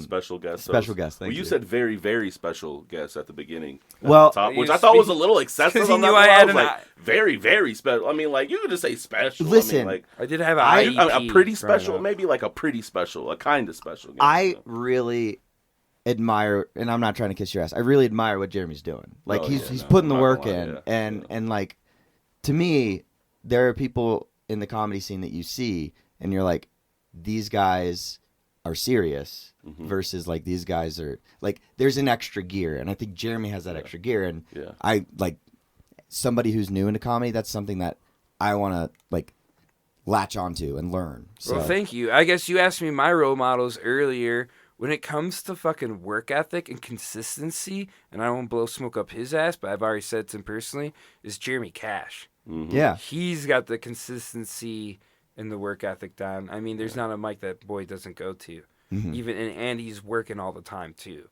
And if he's not working comedy, he's working DoorDash, you know? And he's always working on self-help stuff, hikes and meditation. He's doing once-a-month challenges where he does a challenge once a month and does it for a month. Like he did a writing thing. Nice. Where he wrote for he added a minute each day or whatever. So you get up to like 30 minutes a day by the 30th day or whatever. That kind of stuff. And challenging yourself, I think that's really important. Giving yourself goals. I'd be nowhere if it wasn't for the fucking to-do list. Exactly, yeah. I want to say something on that. Okay. I've always, like, my entire life been pretty fucking disorganized, very messy. I'm a messy person, too. Yeah, I'm a very, very messy, naturally very messy, disorganized, like, mentally, you know, like, but I've like known over the years of how the importance of keeping everything around me organized helps me mentally, and it really has come from like kitchens and working restaurants and culinary school. Like it physically helps my mind stay clear. But since Jeremy has like moved in, I want to say, thank you, dude. Comedy for me, dude, the past year of my life has saved my fucking life. I'm just trying not to get emotional, but it's legitimately saved my life, because there's just a lot of shit that I've seen that I've gone through in life. And I got to a point to where I had graduated culinary school. I had worked at restaurants. I had been in fine dining, and I just didn't have anything inside. I was completely just empty, depressed. Even when I was in school, dark thoughts, anxiety constantly, just, beating myself up, guilt. And then I get into comedy and I'm like, I found something, and there's other people I think for that. Dan Mazuka, I'm going to go ahead and shout out. He's going to be on this motherfucker. That next week. He's the one who really kind of like, and I try to tell him, let him know, but he's helped me out so much. But since Jeremy's moved in, I've realized, I don't even know. It's just, it's just thank you. There's an energy there that it's like, that makes me, it's like, dude, yeah, go. Yeah. I get up, I clean. The first thing I do in the morning is clean. I go and straighten up my kitchen. I'm putting coffee on. I'm brushing my teeth. First thing when I wake up, I'm actually like living and attempting to take care of myself, because it's like, I don't know, just like seeing someone who's like, oh, we're going to do this. You're going through so much, like your body, you're physically ill. It's a good example that I didn't realize I needed in life. And it's, I don't know, dude. I just thank you for being who you are, and being and because it's teaching me that no matter what age, I can still like really get my shit together. Mm-hmm. I can really get it together and keep myself organized, bro. And it's all about intentionality too. Yeah, it really is. Well, and what did I say? I saw he does more mics than I do. I will say, especially with me getting distracted and trying to do other things. But what did I say why I wanted to move in with you was I'm gonna outwork you. Yeah, was the first thing I said to him. Nice. Because I want us to push each other. So exactly. He works harder at some things than I do, and vice versa. You can't always be perfect, but we're Mike. We push each other and we make sure, and that's how we need Michael Jordan needed Kobe, right? Mm-hmm. I'm obviously Michael, and. Because you're bald. Because you had the flu yesterday. You need the work ethic, and that's I know we wanted to take a break and we really got off this. No, we'll take a break in like 5 minutes. I just want to say my thing with that is I'm always with Michael Jordan. When he started lifting, they started doing weight training with him. The trainer said I'd give him a number and he'd do 1 to 5 more of that number. Like that's what I'm about. Mike says I'm gonna do 1 more or something. Yeah. Big Mike, the Scottie Pippen of comedy. Nah, dude. I'm Rodman. Yeah, dude. If anything. What's Kim Jong-un like? I would love to meet Kim Jong-un. More, that's what you think, dude? I'd be like, what's Carmen Electra in the 90s like? Oh, that actually, yeah. In the 90s? She still looks good. Y'all ever jerked off Carmen Electra? Yes. Yeah. In the early days, Carmen Electra and Pam Anderson were the main jerk-off. I remember there was like one picture that she had. There was like titties. She was nice. Yeah. That was young. Yeah, I was a young man jerking off. Someone told a joke yesterday that made me laugh. It's like, and you guys all talking about how like, all the new kids that they've got porn on their phone and all this shit. And he's like, any of y'all ever found porn mags in the woods? And I was Nick Dean. Me. Nick Dean. First off, shout out. He's hilarious, but that joke was. He will also be on my show on November 16th. Hell yeah, he's headlining that. Dude. He just headlined in Thai House last night. That's crushed it. Oh, did he? Yeah, I met him at a roast battle and really liked him. Yeah, so. He makes talking shit seems so effortless. Like he went up there, he was supposed to do 15 minutes, and I swear he probably did 5 to 10 of just like back and forth with people, just like just saying things and just having the whole like, dude. Good crowd. But he's got great jokes in the way he can kind of come back, and that's after seeing so many good professional comedians. That's like the one thing Just to be able to get back into your act. It's to seamlessly flow in and out from crowd work and riffing, and then putting your joke or setup for your joke, or making it a setup for your punchline or tag or something that you've got, boom, and you're right back into the flow. It's dude, seeing that, and that's something I realize only comes with time. And doing 10-minute, like doing longer sets, 10, 15-minute sets, to where you have an opportunity to think about it, keeping yourself focused on your toes. Like, all right, I'm doing this, I'm talking with this person, talking with this person. Okay, now what jokes is I going on? Oh, all right. Boom, back into it. You know, like that. That's what I want to work on. That's what I want to get to. Anyway, sorry. We just that always makes me think of this. This makes me laugh. Is when comedians are like, "Oh yeah, I'm studying George Carlin. I'm studying Dave Chappelle." I'm like, "You study, motherfucker? You just watched a set. Like, you're taking notes. You're like, I noticed." But then at the same time, like when Nick was up there, I was taking notes. I was like, when compared to myself, I say way too many filler words. I need to like cut that down, and I know that's only going to come with time and like staying in the pocket and getting distracted for a second, but then being able to come back to it. So it's like very. I feel like a kid in the like a candy shop, just like overwhelmed, but like I'm gonna get this. Yeah. That's where intentionality comes into. You know, like every word you say up there has to have intention. Yeah. You know, a lot of the comics, they'll just say a joke. They'll say something because it's funny. I do this. I've realized I do this. That's from learning. I'll just say something, riffing. It's funny. But I'm like, all right, where the fuck do I go from there? There was like no intention. I was just saying it to say it. I didn't intend on going anywhere with that. You know, It just kind of was just boom, a one-liner. Yeah, like, and it's like, well, it had nothing to do with any of my other jokes that I planned on saying. I didn't prepare for a comeback after that, or and so it's like, what? Just sometimes you got to keep it inside until you realize what the intent were, until you can say it. Have you guys heard of the book The Four Agreements? No. My sister literally just started reading Okay, that. yeah. And She's going through a hard time. Everyone she's going through a hard time right now. Dude, she's overseas and she's in the army. She's in Kosovo. Yeah, so. you read. It's the book you read when you're having hard times. It's Jeff Bridges' favorite book too. That's funny. Read that People have been telling me to read that book for fucking years. So yes. Does that mean people have been telling me that I've been?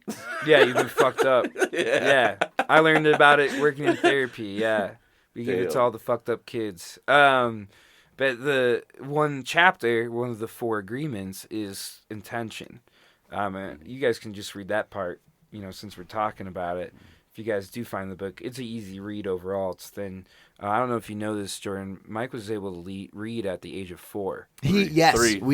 We actually talk about that a lot because he talks about it a lot. I was a fucking nerd, so I read a shit ton of books and growing up. Yeah, you guys too, can read that in seconds. So read the fucking part about intention, as I speak unintentionally by throwing that fucking in, right? No, I think that was intentional. It was a little intentional. Yeah. Okay, let's take a little break.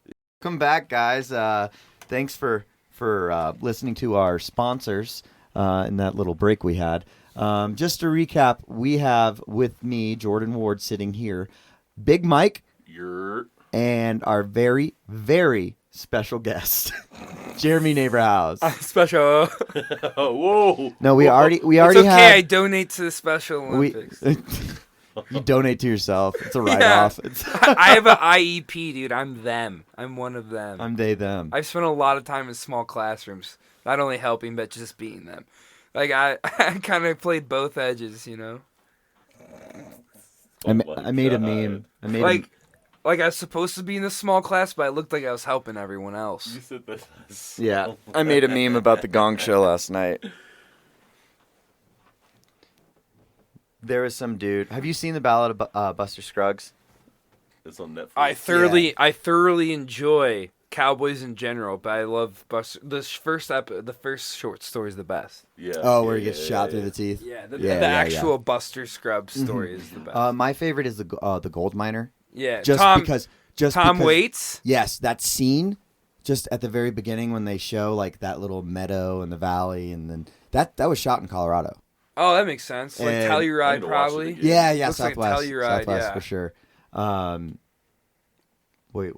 But anyways, oh yeah, so I made a meme. Do you like Tom Waits though? Do you know anything about him other than that scene? Other than that scene, no. Oh man. I'm sure. What else has he been in? I'm sure I've seen. He's not. He's done some acting, but he's known for being a musician. He's like never. He's never had a hit, but he's like a piano club guy. Robin Williams, even when he's the genie, is him in one of the scenes. Oh, okay. Like where he was wearing the glasses. Yeah. But dude, he's one of the best musicians. I've told you. You know about him, Mike? Yeah, I know about. Yeah, dude, he's like the musician or musician's musician. Musicians. Yeah. Ooh, For sure, like like one of those club guys, super cool. He has a song about like never had time for a wife, like talking about how he's never getting married. He's got a quote that says like, "If heaven doesn't have nightclubs, I'm not going. Get off your cross, we could use the wood." Just a cool fucking guy. Lead singer of Smashing Pumpkins. Yeah. Billy Corgan. They just hang out at the atheist club all day. Yeah. No, Billy Corgan's a Christian now. Okay. He found Jesus. Like, for real. Where? The Counting Crow guy? No, Smashing Pumpkins. Sorry. Yeah, I the get Counting those. Crow guy. Sha-la-la-la-la-la. Smashing Pumpkin guy. God Found loves God. you. Wait. I'm sorry. All right, so Billy Corgan, I don't know, this happened like in the 2010s, but he had been a very staunch atheist for a really long time, and then one day, I love that word, Yeah, staunch. Staunch. Be like, boy, you staunch. I don't know. Keep going, yeah. God damn it! That was the first time in like an hour and 20 minutes. I'm getting better. No, but he, and one day he came out and he was like, "Yeah, I'm a Christian now," and he's dead serious. I don't know if he still is, but Yeah. Speaking of being a good Christian, when the mics were off, Jordan did suggest that Mike and I, for our afternoon, go to Wash Park and sit on separate benches. Right. there's a little bit of a background to that. It's just something that honestly, it just makes me laugh every time I think about. Is I was about to leave y'all's place, and you guys are talking about like, hey, what do we want to do today? And Jeremy obviously is like, we should write. And Mike's like, where? Jeremy goes, okay, we'll go to Wash Park. We can write on separate benches.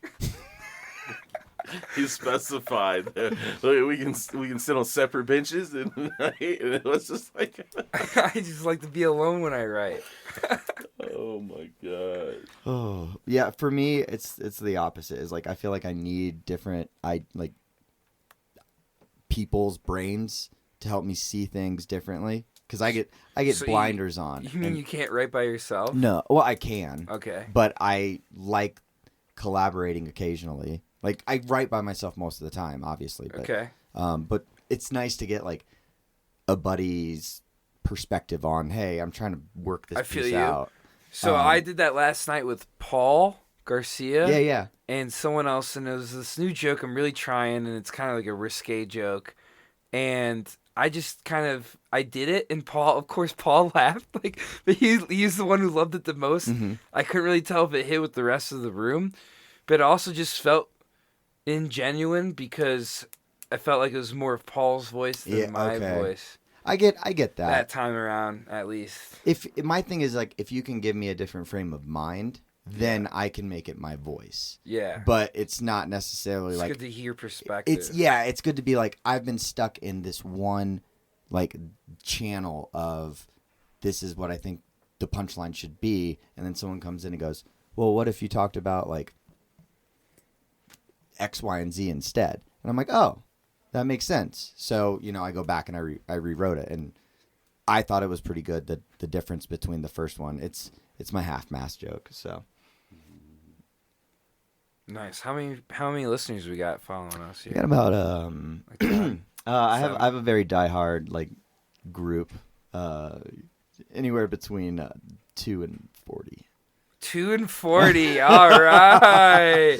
Well, actually, I like that. Actually, That's my dating range too. hey, kidding. Hey, I'm whoa, kidding. hey, yo, wait a minute. What?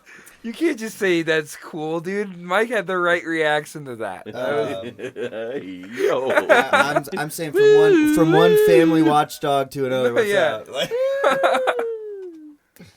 Let me see if I can pull. What was I pulling up? Fuck. What were we just talking I don't about? know. We hit that pen a little too hard.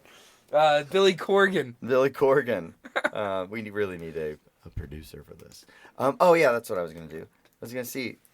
I can tell you our statistics. Oh yeah. We're talking about statistics, and you are your producer. Remember, we're our everything at this stage. All right. Yeah, that is true. Okay, so at the moment we have had 80 plays. Our audience size is 19, and the most recent episode, Grayson and Beaver Return, had 16 plays.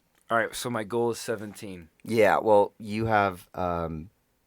You can promote this, Yeah. and be like, hey, you guys should listen to this and follow, because if you follow, I can start monetizing. Yeah, And then I can start writing when things you off. start posting this, let me know. I'll post it on my Instagram and stuff. I'm going to send you a picture, You'll at least or get my send me a picture and then of what you want, and I'll post it on the gram. cool. And how can the only people that will definitely listen to this is my mom. So Sure, that's fine. how can she get this? Um, But anywhere you can get podcasts. Anywhere you can get podcasts at the moment, we are on Spotify, Amazon, Apple. All right. I have I'm a gonna buddy teach on my my parents how to softball use those team. things. Well, I have a buddy on my softball team who's a bit older, and he's like, hey, I want to listen to your podcast. I was like, cool. Send him the Spotify link. He goes, I don't have that. It's like, okay, what do you have? And he goes, Pandora. Yeah, so we he's are on old. Pandora as well. Okay. Yeah, so if your mom has iTunes or anything, she can You can find it on Apple Podcasts. And it's Bush, spelled like the Midwestern way. with a C. Yeah, with the C. That's German. Yeah. Yeah. Yeah. It's German. Didn't you know Mike is German? He's told me, yeah. Yeah, He can he's read, from he can Frankfurt. read good, and he's German, yeah. Mm-hmm. Sorry, I'm looking up Billy Corgan, and it's pretty. This dude's been promoted, been a wrestler promoter for the past 15 years. What? Yeah. John Cena led him to Jesus. That's amazing. Hey, and his spiritual beliefs, bro. Listen. This is Wikipedia. It says. Where'd it go? Oh yeah, spiritual beliefs. He accepts some elements of Catholicism, Buddhism, and Ken Wilber's spiritual ideas. Ken Wilber? Is that the guy with diabetes? Like in those commercials? I have diabetes. I think you're Some thinking bald that just guy. because the last name's Wilbur. Yeah, and that no, guy for has sure. hard Wilbur vibes, dude. Well, anybody who has his own belief system, Yeah. I mean, you got to have those kind of vibes. Doesn't everyone, I don't get too, joint in a coffee-esque, but doesn't everyone have their own? Yes, but how many people follow your belief system? Ken Wilber's over here I mean, on Wikipedia. my belief system is the Tao is the Dudist. The Judas. Yeah, I belong to the Church of the Latter-day Dudes. Okay. Are you familiar with this? Yes, I have seen the big Lebowski. Yeah. I've officiated 4 weddings. Really? Yeah, no divorces. Yeah. Oh, you're shooting 1,000. Keep it up, guys. Please don't listen to this. No. I wedded 2 Dans in the month of October once. 2 Dans. Yeah, there's Like together? no Like- Dan and Kirsten and Dan and Bria. But all in 1 Congratulations. month. Yeah. Dan's, Kirsten, and Bria. Yeah. Okay, to get kind of back on topic, what's your lowest moment in comedy since you started up again after the Fauci pandemic? Yeah, I think the lowest moment was trying to get back into it, and I met another guy. I think he's already came in and out of the scene, named Greg, and he was my buddy. We just kept going. The only mic I could go at that time was once a week, and it was Tavern, so I kept going with him. And you know how it is when you're only getting up once a week. Might as well not. Doesn't click. It's not as fast. And I remember I'm only going to the Tavern, so it's not always the best room. And going up once and bombing, and then just being outside and being like, holy shit, that sucked. And then even Greg being like, you're really funny, in person, and kind of just giving me you're not that funny on stage, and like, how can we translate that? That was my moment of maybe I should just stop this and really focus on getting to 9 to 5 and all that. Well, I'm glad you didn't. Yeah, thank you. Me too. Follow your dreams and Tavern's a great mic. By the fuck way. 9 to 5s. It is a great mic. It is a great mic. It's a great. I love it. It was fun last night. Backtrack. Beep, But beep, wait.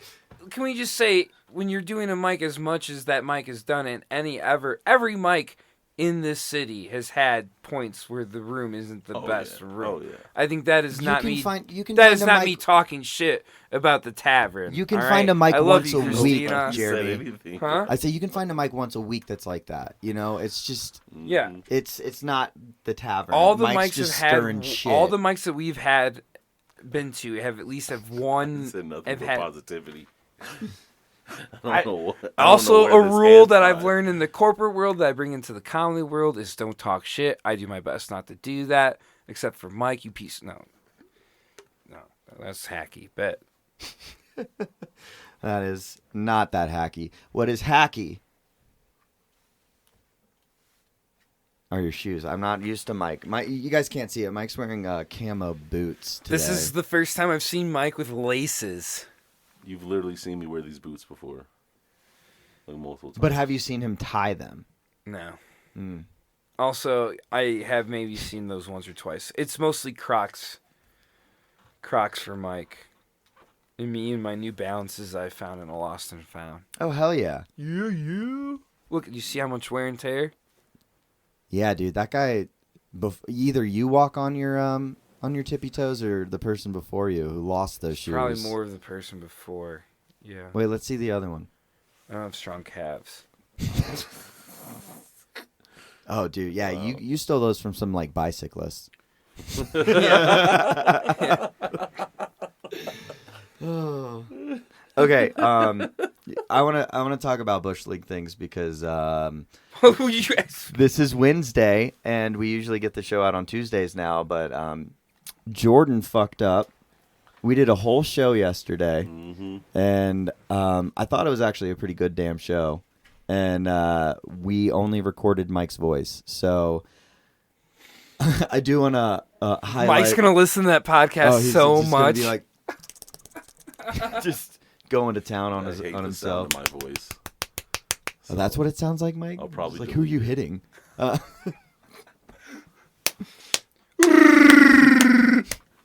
That's when he comes. That's the noise he makes when he comes. Like, oh my gosh. So That's I want to tell this story. So last week, I signed up to go to Wide Right for an open mic. I had some friends down from Colorado Springs come up, just to it was the weekend after the bachelor party for them, so they were coming up to see me, and we go hang out, we go to the dispensary, and then when we're at the dispensary, my buddy's like, "Hey, I'm not feeling like 100%. I'm tired." I was like, "Yeah, dude, go home." But the other person was no. I convinced him to at least come out to Wide Right for a little bit. He met Mr. Big Mike and also Tess, my friend there. He ends up leaving like 10, 15 minutes after the show hadn't even started. So it's me and Tess hanging out, and shout out Tess. And I had been battling some lower right flank pain for about 10 days at that time. I had just gone to the doctor to get blood work done for a potential kidney stone, and I could feel like something moving down my back. And during the mic, I think we were 4 comedians in. I signed up like 10th or 8th or something. During, I could feel it go from my lower back across my crotch into my dick. And so You felt the kidney stone do that? And so first of all, it felt like someone was like with a high heel just like stepping on my dick. It felt You horrible. pay for that, don't you? You look like the kind of guy that pays for that. Right. That's why it caught me off guard, was because I wasn't used to like shelling out Getting it for cold free. hard cash. So I go to the bathroom at Wide Right. I'm at the. Dude, you had to pass a stone at Wide Yeah. Right? I'm sitting. I'm at a urinal, and for 5 minutes I'm just standing there trying to pee. So were you at the urinal where you can see like the TV No, that's black and I was white? at the one that I'm just looking straight at the With the wall. shrine. Just I don't straight at the think fucking that we wall. gotta let the listener know that Wide Right is a bar that's lovely, but it's not like the best bathroom you want to do. Okay, so when I first started going to Wide Right, they said, I think 2 months in a row, don't throw up in the urinal. Okay, so that's the That kind was of the like, That was a yeah, big that's thing, the yeah, kind that of was like, fine. Yeah. you know, real men don't throw up So- in urinals. That's what it said. Yeah. Yeah. so I'm trying to pass, and like for 5 minutes, I'm just standing there, just like trying to push out whatever, and it's just not coming. But it feels like there's just like fucking just someone's just pounding my dick, and not in a good way. Just like they put it on a little baking sheet and just like hit it with a meat grinder type shit. Jesus Christ. And so finally, I'm able to pee, and I was doing breathing exercises Wim Hof? that my wife and I were taught when we were about to have our first kid. Okay, Like- you're doing Lamaze. Yeah, breaths. I'm like, Indiana. so it passes, and it's just like there's resonating just fucking pain like from my back down to my urethra, because we're gonna keep it scientific here. And Urethra. I just remember like getting kind of lightheaded, fighting back tears, and just like turning around, washing my hands, and like robotically going up to Mike and be like, I need to go home. So I'll talk to you later. And then I go over to Aaron, who has the list, and I'm like, hey, I need to cross myself off the list, Aaron. And he goes, what's going on? I'm like, I think I just passed a kidney stone. And he goes, tough shit, man. See ya. I drove.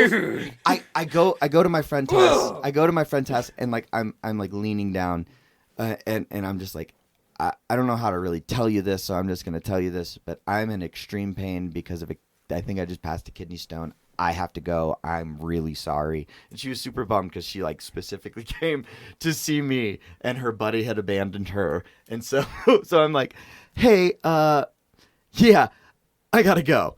And that car ride, like I had recorded a couple of sets like from a couple days before, and I was gonna like listen to it.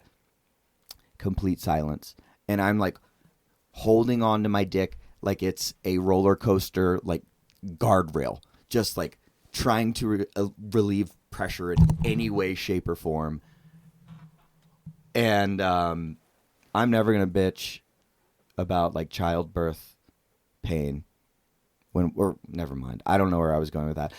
It felt awful. Yeah, and you're saying you sympathize with Yes, girls 'cause they have to- I'm yeah. a hashtag feminist. Were you ever like, fuck you and your pain, pregnant lady? No, not at all. Yeah, No. me neither. No, I've seen. It looks painful. I've seen heads come out of there, and you're just like, oh, Yeah. that's not supposed to. Oh my god! I remember barely putting 2 fingers in You're that right. puppy just a week ago. Got 2 fingers back. High five, Dad. Jeez, hell yeah, good for you. They're so elastic. Isn't that crazy that they can just like, it's something. Wait, that I don't know if it comes out of the same hole you put your penis in. I could be so. It does. It does. I'm pretty sure. It does. Yeah. Dude, like, I didn't know babies came out of your ass. That's so crazy. I'm actually certified. I'm actually certified to assist in birth in the woods. Oh, you're a doula? You're a woods doula? I have a woofer. Now I need have you to. a wilderness first responder, and I used to have an EMT. Do you know ham radio? You ain't even know which know hole what baby hammer came you- out of. What the fuck? But you're gonna know when it comes out of it. You'll know which hole because it's the one with the Hell head. no, bro. Do you think that you can like specifically tell the different holes? Yeah, I can tell all 3 holes, dude. Oh my God. By taste. But Oh my God! All right, R. Kelly, Nah, Jesus we're- fucking we're- Christ. You know what? What, Oh, no, we're dude? keeping What was this. wrong with that? That's what crosses the line here, No, dude. you know what I love earlier? Like, you guys haven't looked at Hey, some what's pussies the and name? butts. What's the name of what's that the name hole? of your degree that you got? Can you say that? Yeah, can you tell us what you Yeah, got? can you say it You again? got your bachelor's in science and Bro. outdoor management. Recreation, Parks, and Tourism Administration with an emphasis in camping administration and adventure recreation and a minor in outdoor leadership. All that to say he professionally play in the woods all day. You are an Eagle Scout, a corporate Eagle Scout. That's what You're you a are. corporate Eagle I mean, I never worked with the Eagle Scout or the Boy Scout You Foundation. work with but big forestry. you work with big So you're the woods? one starting the wildfires, Big huh? wildlife, huh? I'm the one preventing them. You can call me Smokey, bitch. Smokey the Bear. All right, okay. No, I enjoyed it. I just wanted to see Jeremy, Mike's okay, reaction all right. because Mike. You more like Yogi. I am an advocate You more like for Yogi the Bear. If anything. I am an advocate Ooh. for conservation, What you got in a preservation picnic of basket? nature. Okay, so as an advocate, are you an advocate for hunting, or are you like a PETA bitch? No, I think that hunting, if it's sustainable, is good. Yeah. I'm not talking trophy hunting. I'm talking like Yeah. to help with wildlife. Yeah, just as long as we're populations. keeping the Conservation. population in That's the thing, check. dude. Like everyone says, like, oh, we gotta control the population. It's like, no, we gotta control our population. I was just about to say, like, No. where's that line There drawn? is okay now. There, I think me and him might have differing things on this. Oh yeah, especially as a hunter, like there are a lot of places in the U.S. where, like, especially like whitetail deer populations are exploding, and the hunters are like basically the only people that are actually giving a fuck because What about like the deer? They're sitting around going, the human population is exploding. We need It's to do true. something. We haven't thought about this from an animal Because yeah, you're perspective. not thinking about you're just thinking like I'm thinking about it like Thanos. Right? You think you You have to complain re- about I- construction I on agree with what I-70? you're- I agree with what you're saying, but there's also that We're the we like have to. The thing is, it's like there's unbalance that we have brought to nature, And and now so we have now to- we we have have to to do certain balance things it. to balance it out, and that's what it is. I we mean, have to you- constantly control nature. Conservation of nature isn't just planting trees and destroying. It's we have to accept what we've done, and we have to figure out, like, dude, So, like, the when you- hog, bro, the hog population in Texas, all the southeast, bro.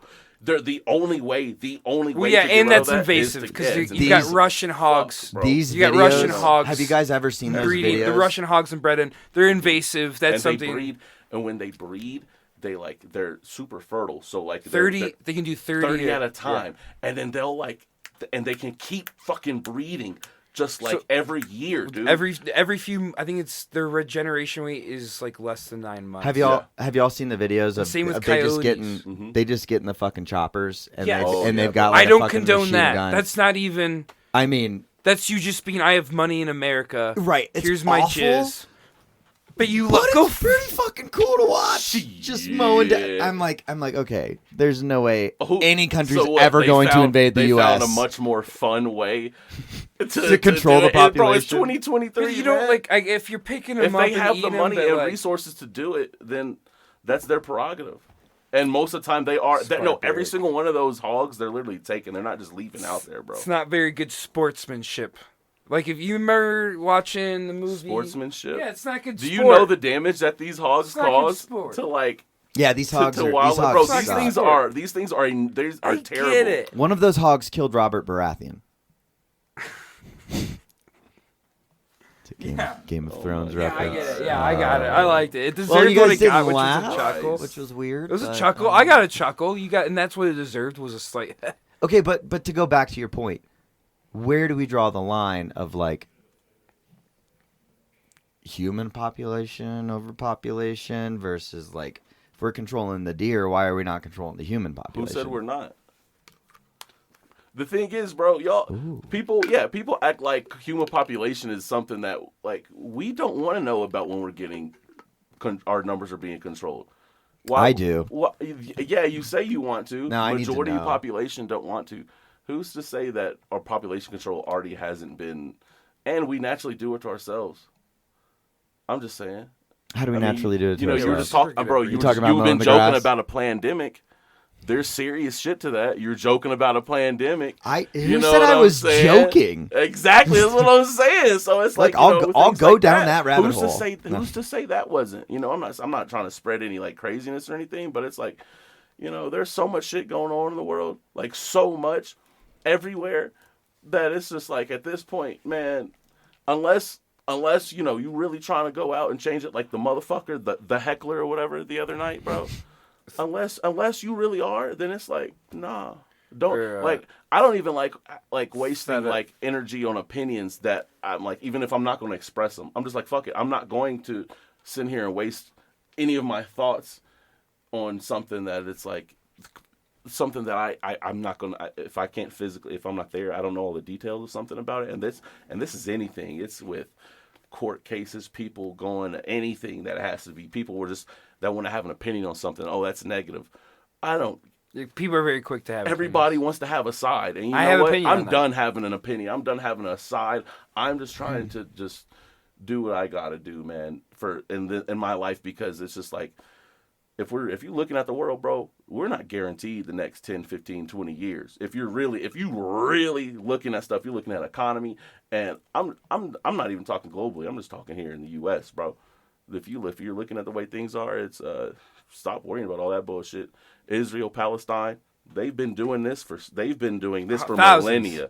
So you know what? Why not am I true. going to have an Yeah. opinion on something that's completely Oh, even though I do, I may, but you know Let me what? steel man this. It sounds like this is a defense mechanism because you don't want to face the harsh realities of life. Oh, I face the harsh realities of life. I face them, and All that's right. why I'm like, you know All right. what? Because a lot Jordan of these just harsh pulled out realities Also- are much harsher than my realities, and then a lot of these realities that I hear people talk about are nowhere close. So it's just like, you know what? I'm worrying about me and what I've been through, and you know, I live my life and be an example that I can, and living and trying to be just better myself, because focusing on that, bettering myself in my way and my thoughts is what's supposed to influence other people to better themselves. But how are you going to get internet points without an opinion? I mean, Right. you're a modern day philosopher. That's what comedians are. You know, we speak the harsh truths. And for you Philosophers to don't have not, opinions, bro. yes, they do. I mean, depends. Here's what an kind of opinion. philosopher you are. Philosophies. All opinions. Well, Yeah. You're just sitting and pontificating, Or- opinionating. The vernacular on Jordan. I went to public school, bitch. Yeah. or you can just learn how to completely take yourself out of equations and make it to where it's like, Listen, I look forward We to all have opinions, I look but forward to people saying, trying to "What's break your away from opinion on opinion. X, Y, and Z?" So then I can feel like I'm part of the I don't culture. give a shit about opinions. No, I don't either. I literally like when You guys people- remember South Park? The America team, or it Team was America? Team America. Yeah, yeah. It wasn't South Park. Team Fuck America. yeah. Matt So- Damon. They also brought this in South Park. They brought it up a few times. Like, this was, remember, that was right before the internet really took off. That movie was right before the internet took off. And before the internet took off, it was too much of like celebrities, like newscasters would just be like, "Hey, you know, Kanye, like, what do you think about this?" And then like he George would give, Bush does not care Yeah. about black people. That's But it was so basically iconic. showing like that was a whole satire of how we rely on celebrities to tell us about the news and getting their hard opinions, when who cares what Madonna thinks. And now it's to the point where it's not even celebrity. Now we have the internet, so anyone or any low level celebrity or any kind of person that has that, now you get to hear their Yeah. opinion on it. And we have Anybody so who much of started it. comedy 8 months ago and a podcast a few weeks ago, they can get their opinion out there. Yeah. And they can say what they want to say. Yeah. And nobody, because we're goddamn Americans, can stop us. Yes. No, but I have noted. Somebody should stop most of these motherfuckers. Yeah. though. I never got the obsession with like celebrities and like why people follow them and all that stuff. So to see it swing so other, like, because I feel like celebrities are just like self-righteous, and they think that They're currently they're the form of demigods. They're the Yeah, closest thing yeah, to yeah, yeah. demigods. Bro, yeah. Have y'all seen speaking of the there's literally there's a list that's been put out, and it's like these people are calling to a ceasefire in Israel Palestine, and it's just a list of like a couple dozen celebrities like Drake and shit like this, and I'm like, because they signed something because their name is on this, these countries, it's like, what the fuck do y'all it reminds me of How can somebody you get Ja. We need to hear what Ja has to say. Yeah. the Ja Rule. Yeah, the Dave Chappelle Ja Rule bit after Katrina. They're like, look, we're on the scene with Ja Rule. Yeah, like what? Yeah. What is an Israeli prime minister supposed to look? Oh, Drake? Well, let's make love. like Let's make love. Let's just make love and stop this whole war thing. It's Drake. No, honestly, if I saw that Drake signed on to that, Oh, he's half Jewish. I'm I sorry. get it. Is he? Israel Yeah, like he is. every He time is he hops on the absolutely bandwagon, super. that team goes down. So Yeah. Well, another thing is like we were talking about opinions and how people all have them. And Aziz Ansari, I sneezed. I'm sorry. In his fucking special, one of his specials, he does this whole thing. Do you guys remember when? And he creates a scenario of the internet, and people are one side, and they vote. And he goes, that never happened. He made up a situation, and people already had an opinion on it just because they wanted to look informed and not well informed. And that's how we are. We will have an opinion about something that we don't even have an opinion on because we're just supposed to have one nowadays. Yep. And you see that all the time with late night talk shows. They go up to people and they give their opinions on shit they don't know and then they anything make them look about. stupid. Yeah. Like I was the one who answered it right on the camera, and I got edited out. Like fuck you Oh, guys. really? You know? Yeah, They're like, what's the capital of Georgia? I'm like, Atlanta, Tbilisi. Which country? Like, are we talking country or state? Well, Jimmy Kimmel does a thing where he goes like, "Do you remember when?" And he'll make up a made-up scenario, and instead of just pretending that they're wrong and they don't know about it and want to get informed, they'll say that they know the story and then they'll give their opinion on it. Jimmy Kimmel does it all the time. It's amazing.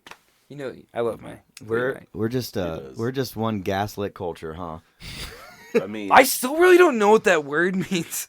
I don't either. It's like trendy. let's say you're It's you're trendy. having no, dude, because I started like you know what it is when you meet someone that does it. Let me give you And an example. once you actually. experience, because I had an experience with someone, and I was like, oh, it's when, like, for me, I was 100%. I knew what the fuck I was talking about in this situation. Like, I knew for a fact the evidence that I was talking about, and the person I was talking to, they didn't want to back down from being wrong. When I'm just like, no, they're like, no. And it got to a point to where instead of just denying, they started saying and like making up their own like numbers or effects to make me think that like, wait a minute, yeah, they creating their own narrative to make you question your own like reality. You know what I'm saying? And you said like, wait, what? And it's the thing that I guess has been known like men have been doing to women. I guess women say that we do it to them a lot. But it's a thing. Yeah, someone starts saying things knowing they're wrong, but just saying it to get you to question yourself. It's fucked up, bro. Two examples for you. One, I've been in a 3-week-long argument with my 4-year-old son over how many legs spiders have. He thinks they're 6. I know they're 8, but after 2 months, I have to go back to Wikipedia to make sure. That's where I'm at. Okay. Second example, I've been getting gaslit by DoorDash, and I'm not cool with it. They put in, randomly, they'll put in full menus on restaurants, and then they'll just take off half of them. So you're like, man, I really wanted to get fajitas from X, Y, and Z. You go on, their menu's like, we have street tacos now. Yeah. You know how frustrating that is? No, tell me more about your white privilege. Yeah. Yeah, I was like, oh, this is. I thought I was gonna get a little better than this. As I pay Talking about somebody. DoorDash. I got gas. DoorDash. I wanted a fajita. A waffle at 3 a.m. I was gonna get Stick to the gas stations, gonna bub. get the meat combo. I was gonna get To the shrimp. Wendy's, my guy.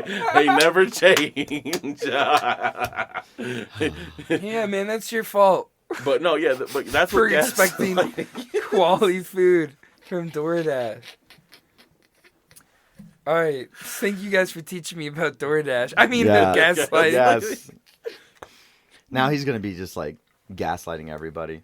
We plunged with the guy who invented the DoorDash of Bulgaria. Just Wait, like- we really did. We really did. I met this guy. Okay. Oh my god. We don't So know. they get on like horse and buggy and they're Oh like, we'll my be there gosh. soon. Yeah. He sounds just Yeah, like Bulgaria doesn't have cars. They don't. That. Oh my god. Listen, they don't. They gotta have some Bro, cars. they got cars in Bulgaria. What are you talking about? All I'm saying is, and I know it's not the same country, but Nikola Jokic goes home and rides his horse and carriage everywhere after the offseason. You can find pictures of it. I mean, he owns a lot of. No, he's like a big. That's in horse Serbia, Guy. That's okay? because he's a big horse guy. He owns like racing horses. He owns like that's what he does. Well, yeah, don't- That's his real passion. Don't Not give gonna people That's his Google- real passion. don't give people context. I'm trying to like prove my point. Don't You're make. gaslighting. There you go. This is it. Yay! I was gonna say, don't make me Google.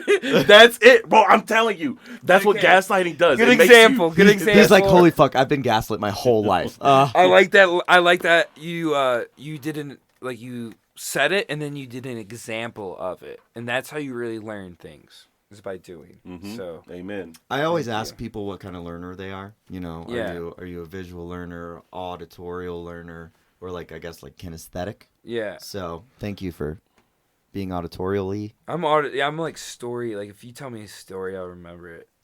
Yeah, It's probably all the stories over the campfires. yeah. Your mom's like, honk honk.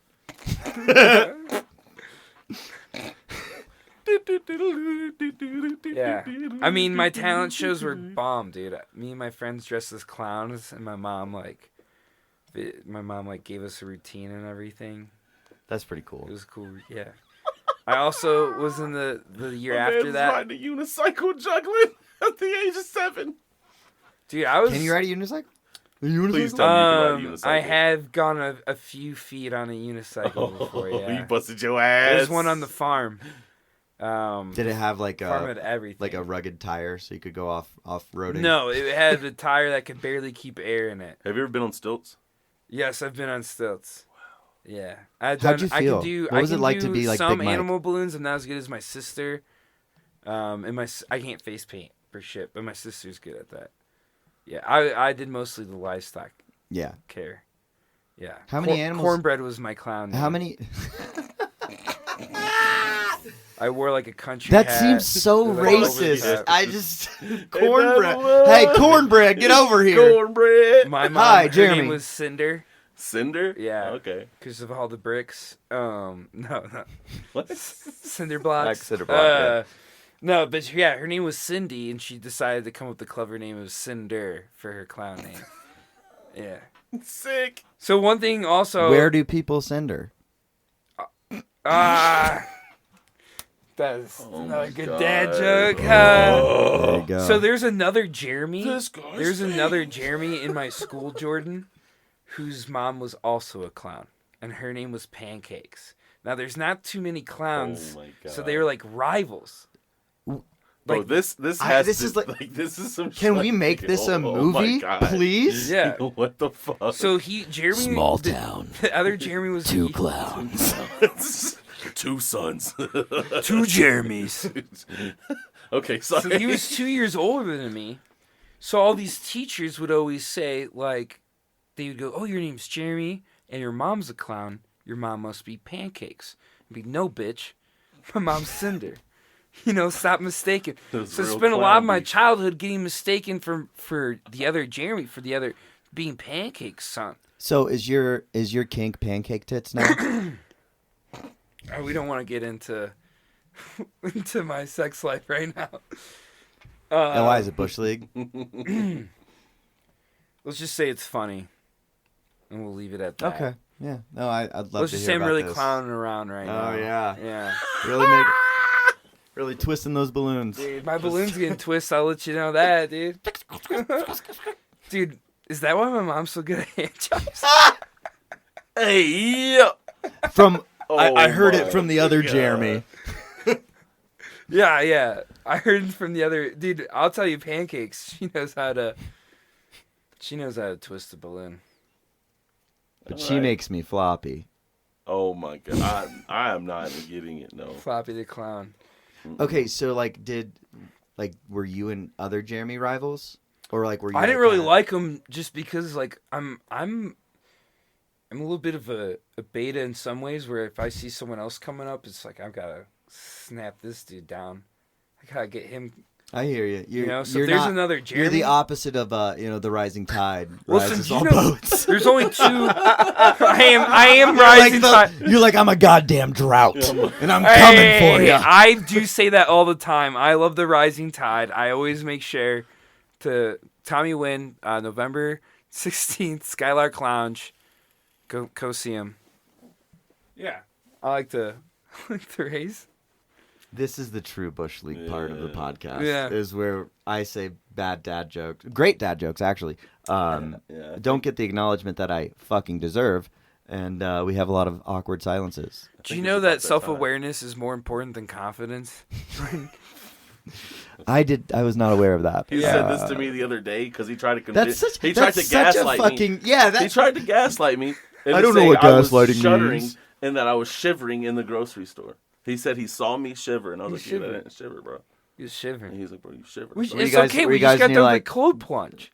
Were you guys near the frozen section? Or? We just No, got done bro. with the cold plunge and we got out of the I car, wasn't back cold. into the cold, and I I was saw great. him shiver a little What bit. if he was just shaking like Thank you, how I bro. do when That's I what when you I know. stood It wasn't up? a shiver. That I was just- shivers are I noticed that uncontrollable. Mike I has a hard controlled it. time being vulnerable. I controlled Oh, for sure. Yeah. Bro, for I am sure. vulnerable Very all hard time. But I He's do a want to very say, hard time. Mike, we've done 7 episodes now because the 6th one got fucked up. Thanks, Jordan. But I want to say, you've come a long way. I mean, you almost cried 35 minutes ago. I'm not. no, I didn't. You got emotional. The fuck are you talking about? You got. Well, it might have been sweat. My bad. But you got emotional. Yeah. Oh my god. But no, I mean, I like that we can get deep, and I like that you can talk about real shit about your dreams and stuff, and Dude, that's lame as shit, bro. The fuck, we talking Dude. about dreams. This dude's over here talking about emotions and shit, bro. See, this is the deflection again. Yeah. What the Yeah. fuck, bro? Anyway, Dude, there's a few subjects, I won't bring them up, obviously. There's a few subjects that when you just... oh, I know. I've been. Doesn't it? What's this guy? Jeremy, you just gave up my master plan, but I've been gaslighting him into that. Yeah. So just slowly bringing him along. But Yeah, Bro, we'll, you we'll can't crack this gaslight nut. me. We'll I am the crack gas this nut. can, He's bro. the gas can. He's good at gaslighting. with a handful of gas and a can full of matches, still weren't found. That's a me thing. Never mind. I would always change those lyrics up on "Forgot About Dre" I on purpose. I just. Oh my god. I didn't know you were that much of a gangsta. Yeah, dude, I'm from Atlanta. Remember? Yeah. So, Oh my god. so I actually worked. Wait, before I talk about Atlanta real quick, there's a great little. Never mind. Let's talk about Atlanta. I worked with this kid. And This was when I worked at therapeutic with the rich people, and he was a Jewish kid from Atlanta, and his parents were rap executives. So he would just sit in the corner, and all these big name rap stars would come up. And then that guy was from Atlanta. Then there's this another kid, his parents were music executives or whatever, and he was autistic, and he'd do these drawings, and these rappers came in and were like, hey, those are some cool ass drawings, and they put them on their t-shirt. This kid at age 12 became a fashion designer and autistically drew shit for all these See, it's Rappers. not about what you know, Mike. Who was It's it? about Who were the you know. rappers? I don't remember them. There were a lot of How long popular ago ones. was this? I think the most popular one was Common. Oh my god, with those dad jokes. 2014. This kid's name is Mike. I can't remember his last name. Maybe Long. I went to elementary school with the producer Mike Williams. I don't know who Mike Williams is. Mike Williams. Mike Will made it. Yeah. Nobody. You just use this man's government name. They use his government name when they introduce a song of him. It's Mike Will made it. That's his. Yeah, because that's such a hard stretch to see what his government name is. After Well, that. I know I've never ever in my life heard him referred to as Mike Williams. Well, I've never in my life referred to him as Mike Will. I made it. Well, you should have some fucking respect for him. I because should. he I'm goes by sorry. Basketball player? Mike Will, and it's not I made it. It's Music Mike producer. Will made it, as in Mike Will. Mike Williams made the beat. Mike Will made it. Now I understand. It's Mike Will. Will made I it. am. No, it's. But thank you. Now I understand. It's Mike Will. I never knew it was Mike Williams. But yeah, Mike Will made it is his producer name. Mike Will made it. Dude. He's produced some bangers. Yes, That's crazy. absolutely. You went to school with him, Yeah, actually? elementary That's school. crazy. Mhm. Oh, that's right. Yeah, I mean, there's a Atlanta, big because scene that's in that's Atlanta. Zaytoven. Mhm. That's, yeah, all of them. Big Okay. scene. So I heard someone was telling me, or that kid was telling me, that the best rap is on the local radio station in Atlanta. That's where you're gonna Yes, they had. find like the shit that's gonna pop later Mhm. on. Mm-hmm. They have a lot of really good like local. That Have could you be seen- have Denver you with seen the comedy series? if we kept that radio station. Dude, don't get me fucking started. Bro, It's on HD. I remember hearing but Crawford it's on on that H- station like a month before it was canceled. That's I've how- heard, that so was that's I've why heard it got Bromwell canceled. on it. Holy I've shit. heard Brian on it. Yeah. Dude, that thing could have been. It's still on, just on HD. It's on HD radio now. What's What the HD fuck radio? is HD radio? I don't know. It's on like newer cars or some shit. It's Like like, if I were to like radio, iHeart Radio it. you or might be something? able to. Yeah. Or like Sirius XM, is that what it is? Or- No, it's like What the- do we have to do to start that Yeah, radio bro, station? what? Why can't we start it? I did a radio station in college, or I did a radio show in college for my college radio station. Cool. So Did you I like can, get a over the broad boob touch Yeah, dog. because of it? Yeah. Nice. What? I don't know. I just wanted to read that book about the 4 agreeable things, and Yeah. No, you should agree about it. But we should definitely we need to make that happen again. Yeah. And why not? Porque, I don't know why not us? how to make that happen. We should talk about that. It's probably easy to get a off radio air. channel. Yeah. I Yeah. think that's something we should talk Ooh, about. okay. Yeah. I know it said earlier about no time restraints. But yeah, we But probably it's need we to like get gotta going. 1:30 minutes, and we Yeah. were at 2 hours 8 minutes. Yeah, I this is gonna be you a long know, podcast, huh? We should do shit. Okay, guys. Well, let's go ahead and sign off. You're Jeremy, thank you so much This is a lot of for fun. coming. Go ahead, plug your shows that you got coming up. I have a show November 10th, Roast Battle, Wide Right.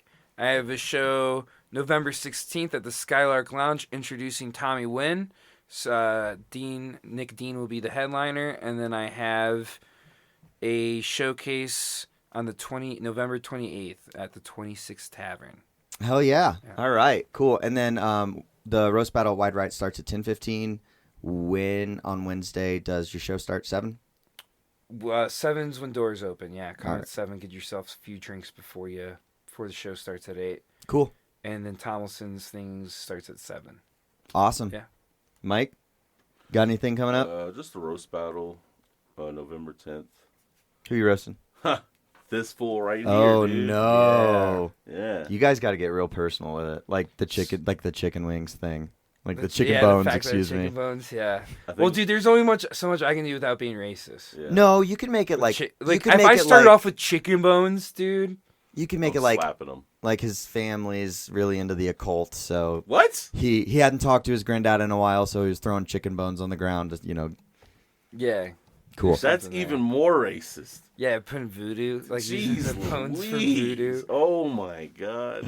No, but yeah, that I think I have something else maybe. All right. Well, without a doubt, you got can shit? No, you I can don't. check out Big Mike. That's all I What's your got. Instagram? Black Haggard. Black dot. Black_Haggard. All right. All lowercase. And Jeremy, where can we find you? Jeremy_Naberhaus, Naberhaus, the right way to spell neighbor. and house. yeah. Ah. Navajas. All right, cool. And then tomorrow, 11 to 6 o'clock, we have an open mic at Long Table. Josh Beaver's going to be hosting. It's going to get weird. My name's Jordan Ward. I'm Big Mike. Jeremy Naberhaus. Thank you for listening to another fantastic episode of The Bush League Show. Thanks for having me, guys. See you next week. Peace.